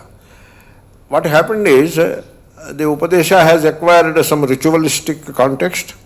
So, people, what they do, they collect all the relatives and friends and all that. There will be a lot of Gana Bhajana also will be there. and all lot of food being served, and then one person gets upadesha from a guru, and it is supposed to be secret. When you collect so much of fanfare, how can the blessed thing can be secret? But they believe or they pretend that it is all a secret. You know what they do? They purchase a costly kanchi, silk, dhoti, and the guru and the shishya sit on a big platform with many videographers and photographers busy, and then they put that dhoti around them, and inside that dhoti, the guru poo-poos or some, he whispers some mantra into the ears of the shishya, and now it is considered as upadesha. What is upadesha in it, I don't know. Quite often, more often than not, the guru may not be knowing the mantra that he is instructing the shishya, and of course the shishya anyway doesn't know the meaning, and now all under that silken very costly dhoti to cover, to make it secret. What is secret in it? Just because you put a dhoti around the heads, that becomes a secret or what? So this way you take the letter of the word upadesha and violate the spirit of it entirely. This is how people do, mantropadesha and all that. That is not, that context or that ritual doesn't deserve the word upadesha. Upadesha is instruction. What is the instruction? Suppose I say something in an archaic language to you and you just repeat it. Will that become an instruction? Certainly not. Therefore, so upadesha is instruction. Like we were coming to this place, and suppose I did not know the path correctly, and then I see an auto driver and ask him, sir, this place I have to go, where it is. So he tells me, sir, go like this and turn right. That is upadesha. Because he instructed me the direction to reach the goal. And then what I do now about that instruction, immediately take notes, write in a notebook and take notes so that I can visit it after some time again, and then by heart that notes. Is that what I do with that? No. Just understand it. If any doubt is there, ask him one more time and understand what he is saying and implement it then and there and reach the goal. That is called upadesha. Whereas you can convert the upadesha into a kind of intellectual acquirement or accumulation and keep it in the head, or write it and keep it in the notes so that you can visit it later and get some satisfaction that I have upadesha with me now and I revisit it on and off also. But then did you experience it in life? No. It is in the notes and it is in the brain cells. It is not part of the experience, it is not in the heart. So such a thing, it cannot be called an upadesha. So upadesha is an instruction given by a person who knows. If you want to call him guru, it is up to you. So the person instructs and the student receives the instruction, understands it, and then lives it from that moment onwards. That is the upadesha, the significance of the word upadesha. And then the upadesha, who has to give the upadesha? Acharya has to give the upadesha. So Acharya is achinoti cha shastrartham. He knows the shastra, understands it well, and he can expound it well, and he can help the other person to know it. That is the Acharya. Acharya sthapayatyapi. And the Acharya is the one who helps the student to live the upadesha. Acharya is living. And swayam acharatyapi. The Acharya is one who has that upadesha which he is giving to the, imparting to the other person, who has that instruction in his own life, and he knows what it is from the first hand experience, from his heart. He knows what it is. That's why he is speaking it. Without knowing, he doesn't speak. So, otherwise, what is the value of that upadesha? The teacher doesn't know it, the student doesn't know it, and then the teaching goes on, and the people write notes, and then they assume that they have studied this text, but remain in samsara. There is no inner transformation. So that is not, it is not really Upadesha. If you still want to call it Upadesha, then it becomes a Gaunam. We have a way of accommodating that also. It is not primarily the Upadesha. Primary Upadesha is only when you listen to the Acharya, the instruction, and then understand it and live it. And living follows understanding. If there is understanding, life follows automatically. It is something like somebody said there is a ditch there. If you are going this way, there is a ditch. This is the example given by Shankara only. And if somebody instructs you about the presence of a ditch in that path, then when you go that way, you carefully watch and avoid the ditch. That is the Upadesha. It is as simple as that. And the one who knows gives the Upadesha, Acharya Upadesha. And how the one who knows, how does he know it? He knows it from Shastra. So, I have many things to say, but I will make it very brief. You see, you come across many gurus in the world. Many gurus, they are gurus, but they don't have any connection to the Shastra. They never studied any Shastra. I am sorry to say, they may not even know Sanskrit. And they may not even know Vibhaktis, Rameshabdam also they may not know. But they become gurus. Many gurus are there. In fact, I am not saying anything against anybody. Maybe that kind of gurus are also needed. How they became gurus? Not by Shastra. Shastra they don't know. But then they become gurus. In fact, they are the religious leaders. That is the correct word. Religious leaders. And they pursued some upasana, some Puranic upasana, and whatever that means. Some mantra japam, this and that for some time, and some elaborate pujas, etc. performed for some time. And now they promote that upasana, and so they encourage their shishyas, the public, to pursue that upasana, and sometimes they discourage some other upasana also. That is also there. Saying that my upasana is superior to other person's upasana. Like that, they become the religious icons. And the society looks at them as gurus. That tells very poorly on the whole structure. That only shows that the society doesn't know what a guru is, and they are not in a big hurry to learn anything, and they are not looking for any instruction. Mostly they are looking for tirtham and prasadam. And that is how the religious leaders, they serve a purpose in the society. They are the religious icons of the religion, and therefore they are serving the society and the function of religion in the society. And but strictly speaking, they are not the acharyas, because they don't have any connect to the Shastra. Therefore, in this context, you cannot call them really gurus, but they are called gurus. The real Shastra people are not called gurus, but they are called gurus. That is how the society functions. But in this context, I will say, at least for the students of Vedanta, they are not gurus. They are religious icons. They instruct the public in the practices of religion and belief systems, and they have a place in the society and in the social structure. That is all great. But strictly speaking, they are not gurus, because they do not fit into that expression Shastracharyopadesha. You have to get three things in place. One is Upadesha by an Acharya who is an expert in the Shastra. And when the Shastra is missing, then what kind of guru it is? So this is one thing people have to understand. And then, you see, they still call guru. You cannot contest the word. Suppose people use the word. You cannot contest it. No, they should not use the word guru. You cannot contest it like that. It's a democratic society, and the language offers all possibilities.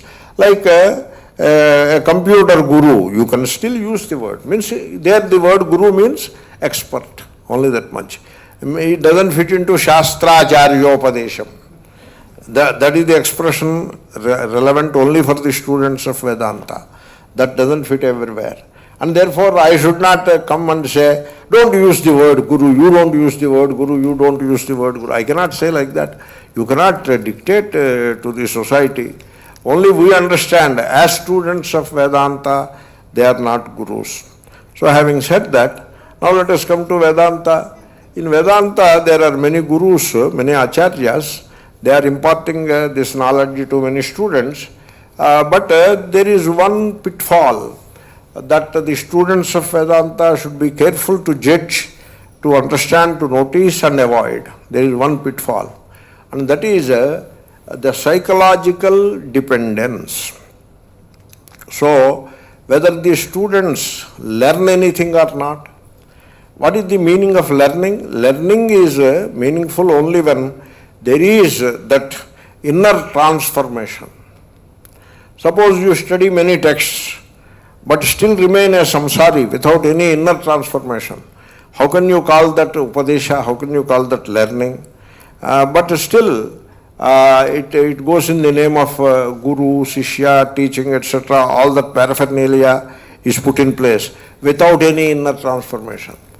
You find such a situation in the world. World is a very funny place, and so you find all possible scenarios in the world. Therefore, that kind of a situation where there is no focus on the inner transformation, there is only focus on the part of the guru to teach the text and focus on the part of the teacher to learn the text so that he can teach again and he become a guru. So, you mind if I take another few minutes? You see, once a student of Vedanta came across Sri Ramakrishna. Rather it is the other way also you can say. Sri Ramakrishna came across a student of Vedanta and he asked the Vedanta student, why are you studying Vedanta? So, the question is a bit perplexing, and so the student was a bit unable to respond. Then the Acharya, the Sri Ramakrishna Paramahamsa, he gave two options. So let me elaborate my question. That is what he said, and he asked, are you studying Vedanta because you will become a Vedanta teacher in future and all the shishyas and people of the world will bring nice gifts and other dakshinas to you, and you will get very good food and a nice place to live and wonderful clothes and all other privileges of the upper middle class and rich people. All those privileges you will get by becoming an Acharya of Vedanta. Is that the reason that you are studying Vedanta? That is one option, option A.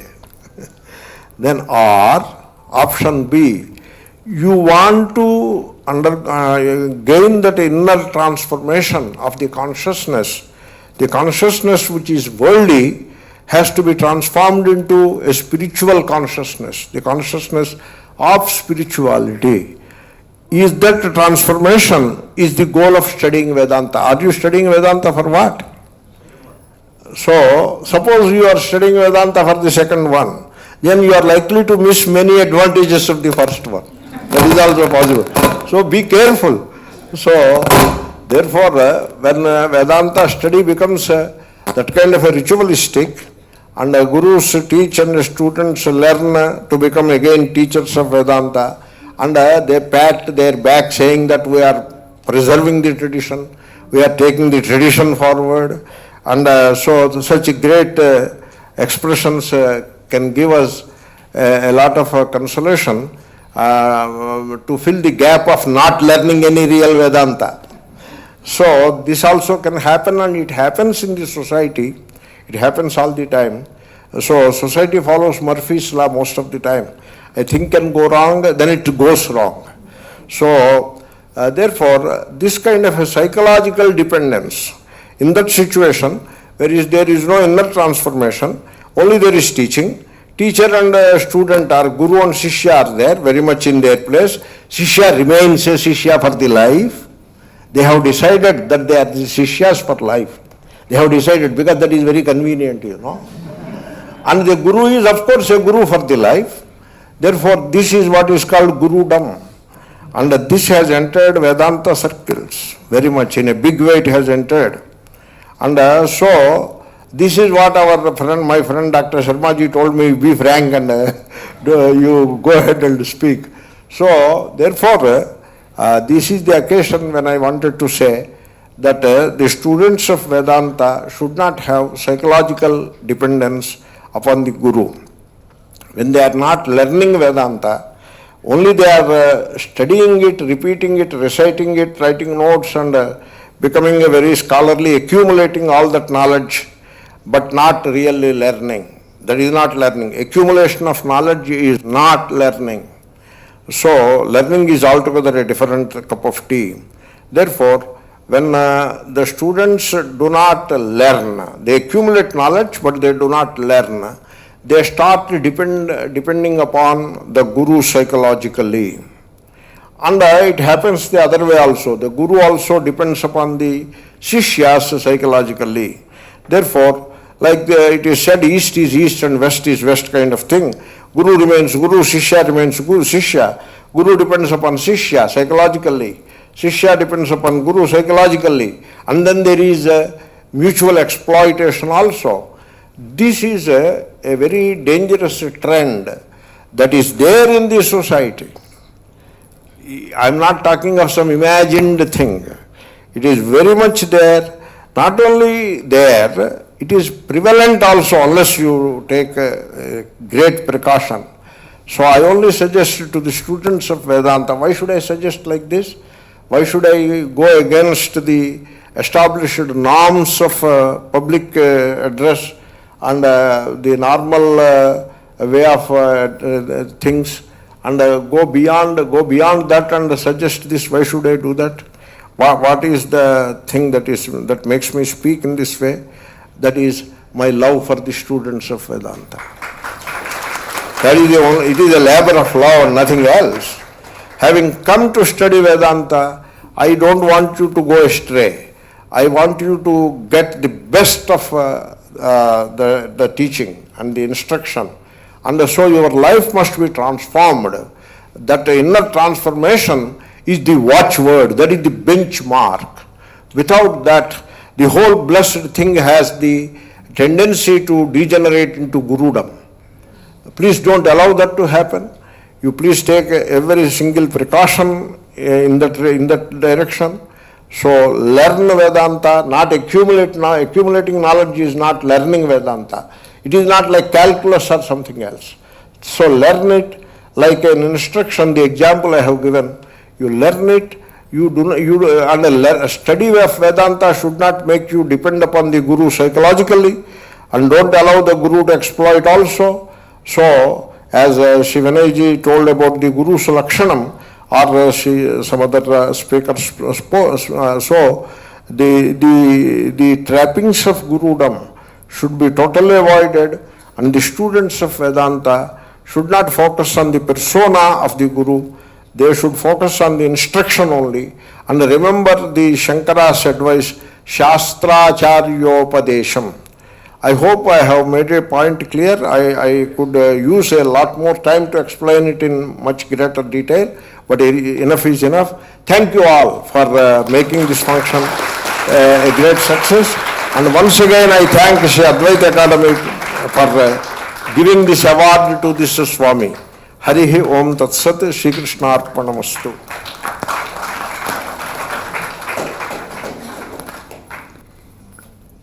Thank you, Swamiji. I have no words to tell what we all got from your great talk. Thank you, Krishna. But you gave a lot of insight in what is a true Padesha and who is a true Guru, and hope it will help us in finding the right direction towards our goal. Thank you, Swamiji, so much.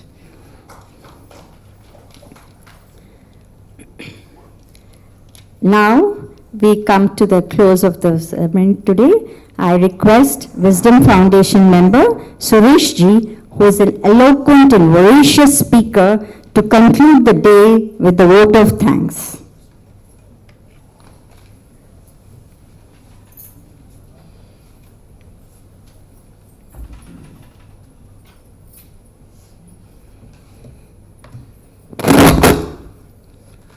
Hari Om. What a spiritually elevating experience this evening has been for all of us. For this, first and foremost, I would like to thank Shri Seturamanji, my very good friend, who has taken the initiative here at the Wisdom Foundation to organize this evening for us.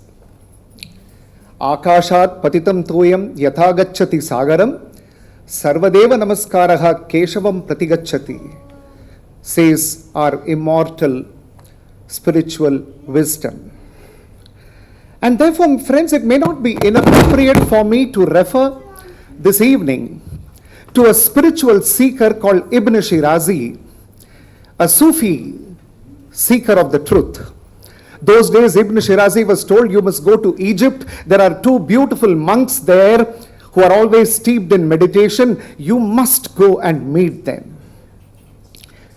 Ibn Shirazi rode on horseback, went on camels, finally landed in Egypt, finally landed at that monastery and sat in front of those two great monks who were steeped in meditation, hoping that he could talk to them. 2 days passed. One of the monks opened his eyes, smiled at Shirazi, and again closed his eyes.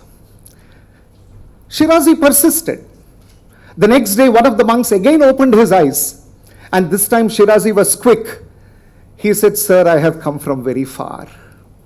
I was told it's an enriching, enlightening experience to be with you and hear from you, and so I have come here." The monk smiled, blessed him.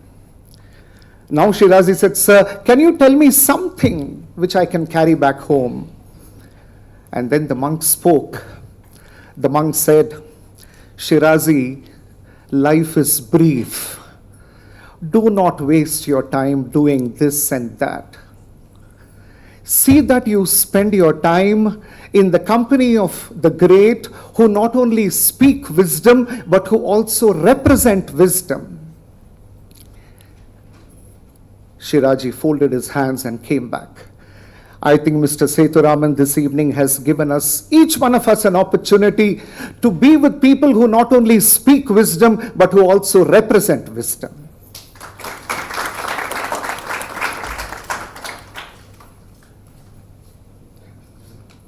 Swamiji, we are so grateful.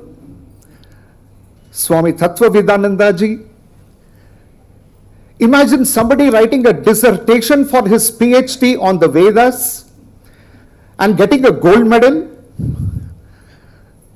a master of Sanskrit. Swamiji referred to so many gurus. Somebody came to Sri Ramana Maharshi and asked him, "Swami, there are so many gurus. How will I know who is a true guru and who is not a true guru?" The Maharshi gave the answer. The true guru is he in whose presence you feel totally peaceful, totally content with yourself, and a rare peace descends on you. Such a person is a true guru. And I think you will all agree with me, friends, simply being in the presence of Swami Tattvavidananda, we feel that peace, that inner peace. Swami Lakshmanananda referred, somebody offered him a car, he said, "Give it to your son, I don't need a car." Because wherever he goes, he is doing God's work, so God takes care. That reminded me of a beautiful chapter in this book, the autobiography of a yogi by Paramahansa Yogananda. Friends, do read this chapter if you have the book with you. Two penniless boys in Vrindavan. Yogananda's brother is angry that, he is not taking to the material world. He wants to devote his life to the mother goddess. And he says, if God is going to take care of you, incidentally, Yogananda had come to Mathura. So the brother was working in the railways, and the brother told him, "You know what, if God is going to take care of you, I'm going to do something today. Today morning, 6 o'clock, I'm sending one more person with you so that you don't do any hanky-panky. Not a rupee, not an anna, not a paisa in their pocket. The brother said, I'm putting you in this train from Mathura to Agra. You will spend the whole day in Agra. There is a train at 10:30 in the night, and you'll come back at 12 o'clock. Let me see how your God will take care of you. Yogananda said, no problem. And then that beautiful chapter tells you how the Mother Goddess takes care of him, and he comes back to Mathura by 12 in the night. And therefore, my friends, such great people who are doing God's work, God takes care of them, and for us, being in their presence itself is such a great thing. An Indian mystic tells us, life is a momentary gossip in the eternal silence of existence. So when we listen to these great masters, we not only listen to their words, we also listen to their silence, because that silence conveys something which words cannot. So thank you so much, Swamiji. We should also thank the Indica management for coming over to Wisdom Foundation for this beautiful function. And of course, the Swamijis. What a beautiful name, I thought. Sthita Prajnananda. What a beautiful name his guru has given him.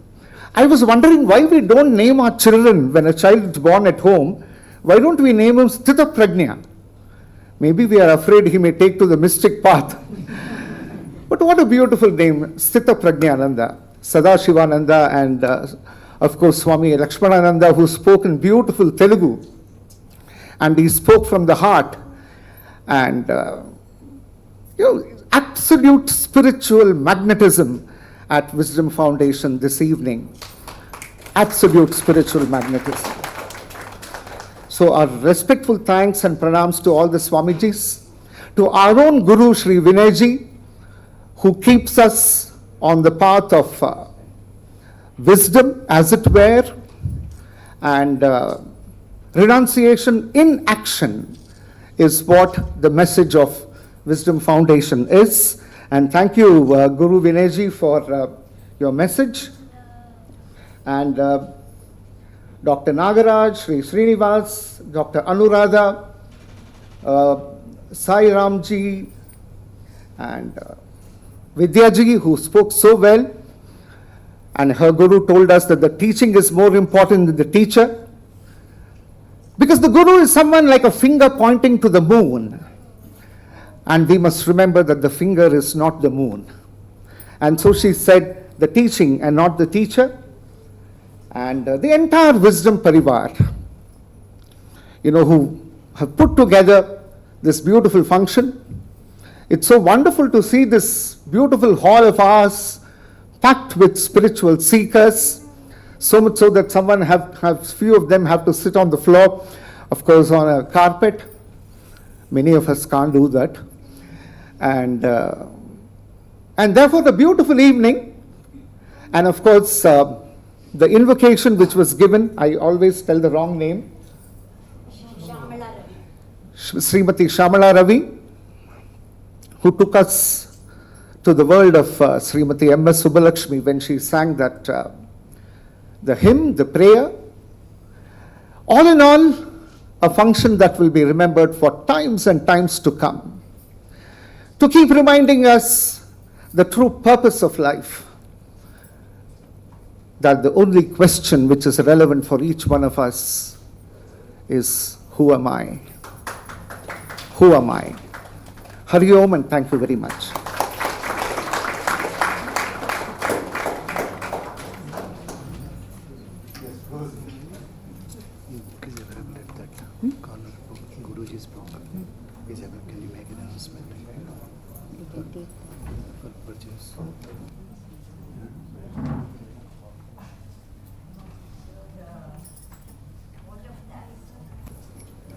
Though the vote of thanks is done, I've been asked to read the citation. We forgot to do it soon after the award ceremony.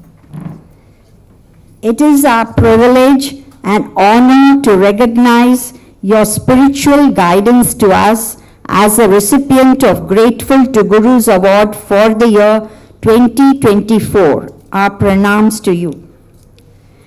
As an exponent of Sanskrit, Shastras and Vedanta, many generations of our times have been blessed with your guidance in Sanatana Dharma. With great love and karuna, you have taught the Advaita Vedanta to innumerable numbers of students who have come to you. With your immense experience and perspective in both scientific and spiritual fields, you have enabled sadhakas of our times to navigate our times with light of Vedanta. We are truly blessed to have a spiritual guru like you guide us through in these challenging times. That is the citation that was given to Swamiji. As a response to that citation, all the credit goes to 4 gurus. One is Brahmashri Rani Narasimha Shastri, my father, who taught me Vedanta, and Brahmashri Kompella Subbaraya Shastri Garu, who taught me Vyakaranam and Sahityam in Sanskrit, and then Brahmashri Kompella Kameshwara Ghanapati Garu, who taught me Vedanta, and finally, all glory goes to Pujya Swami Dayananda Saraswati Maharaj, who has instructed me in the Shastracharyopadesha, and so guided me and shaped me to the point where I am today. And today happens to be Pujya Swami Dayananda Saraswati's birthday. So all glory to all those gurus. I have reserved this comment just to hear the citation, and as a response to that citation, this is my comment. That's why I reserved it. Now I have said it. Thank you. Yes, what a great tribute to your Pujya Swamiji, Swamiji, Dayananda Swamiji. That's a great tribute on his birthday. And with all humility you have said you are still a Shishya. It shows your greatness where you have come today. And as we conclude for the day, I would like to make a few announcements. And I wanted always to add this sentence, sorry. We have had a double bonus today of 2 gurus giving us insight into the world of Sanatana Dharma. Thank you, gurus. Now as we close for the day, Swamiji will be coming down and giving a book and a fruit. 1 book each family, and the other person can take the fruit. Please come in one line so that it will move faster and we'll finish it as fast as possible. You come, please sit in your one by one row. You all get up and come to Swamiji to take the prasadam. From the last row. Front row? Yes. Front row, he's telling. And we have the Wisdom Conversation book available at written by Guruji Vinayji, available at the desk at that right side. And after you leave downstairs, you please collect the prasadam also.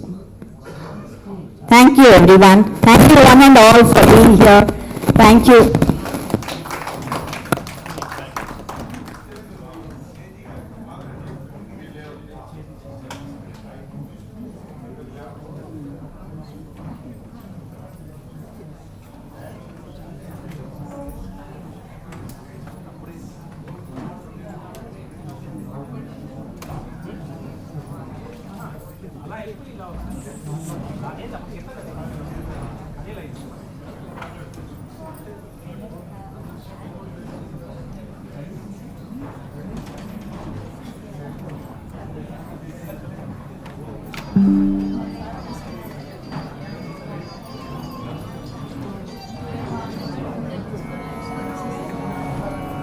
Rama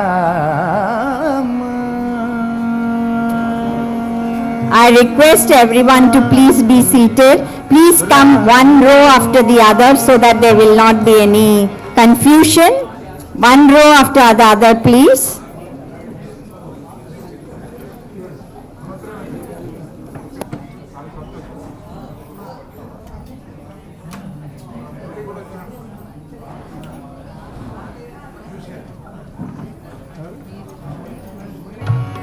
Rama Raghava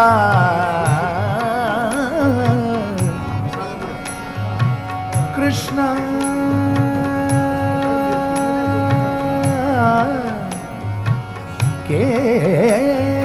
Keshava Rama Raghava Krishna Keshava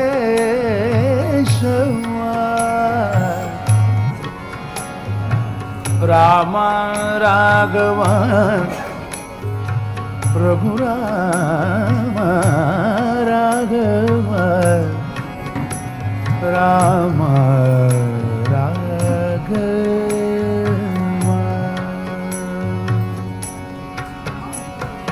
Rama Raghava Jaya Sita Nayaka Rama Raghava Jaya Sita Nayaka Rama Raghava Jaya Sita Nayaka Rama Raghava Jaya Sita Nayaka Rama Raghava Rajiva Lochana Kamita Phalada Karivarada Rama Raghava Rajiva Lochana Kamita Phalada Karivarada Krishna Keshava Jaya Gopi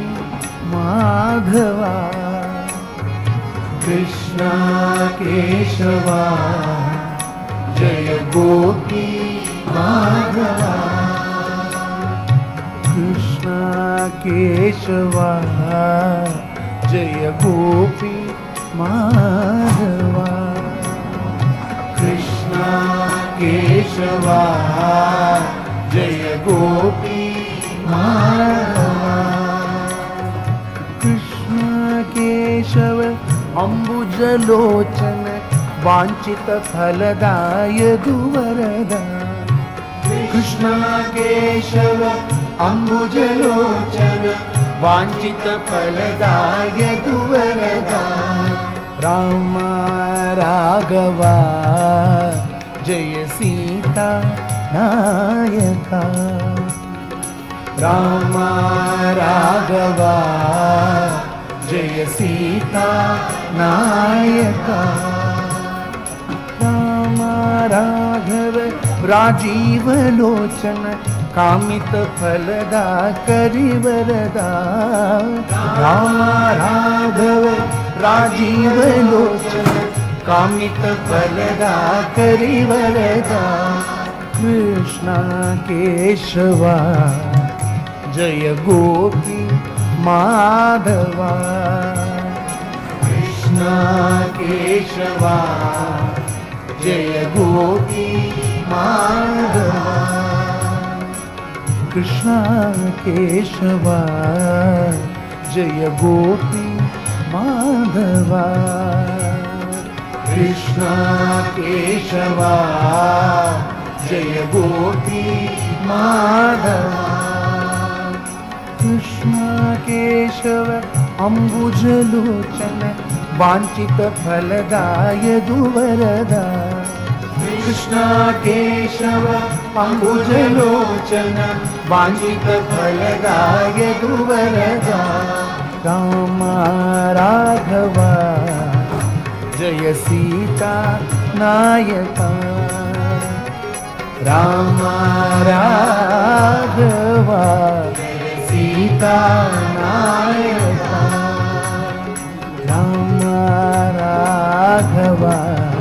जय सीता नायका राम राघव जय सीता नायका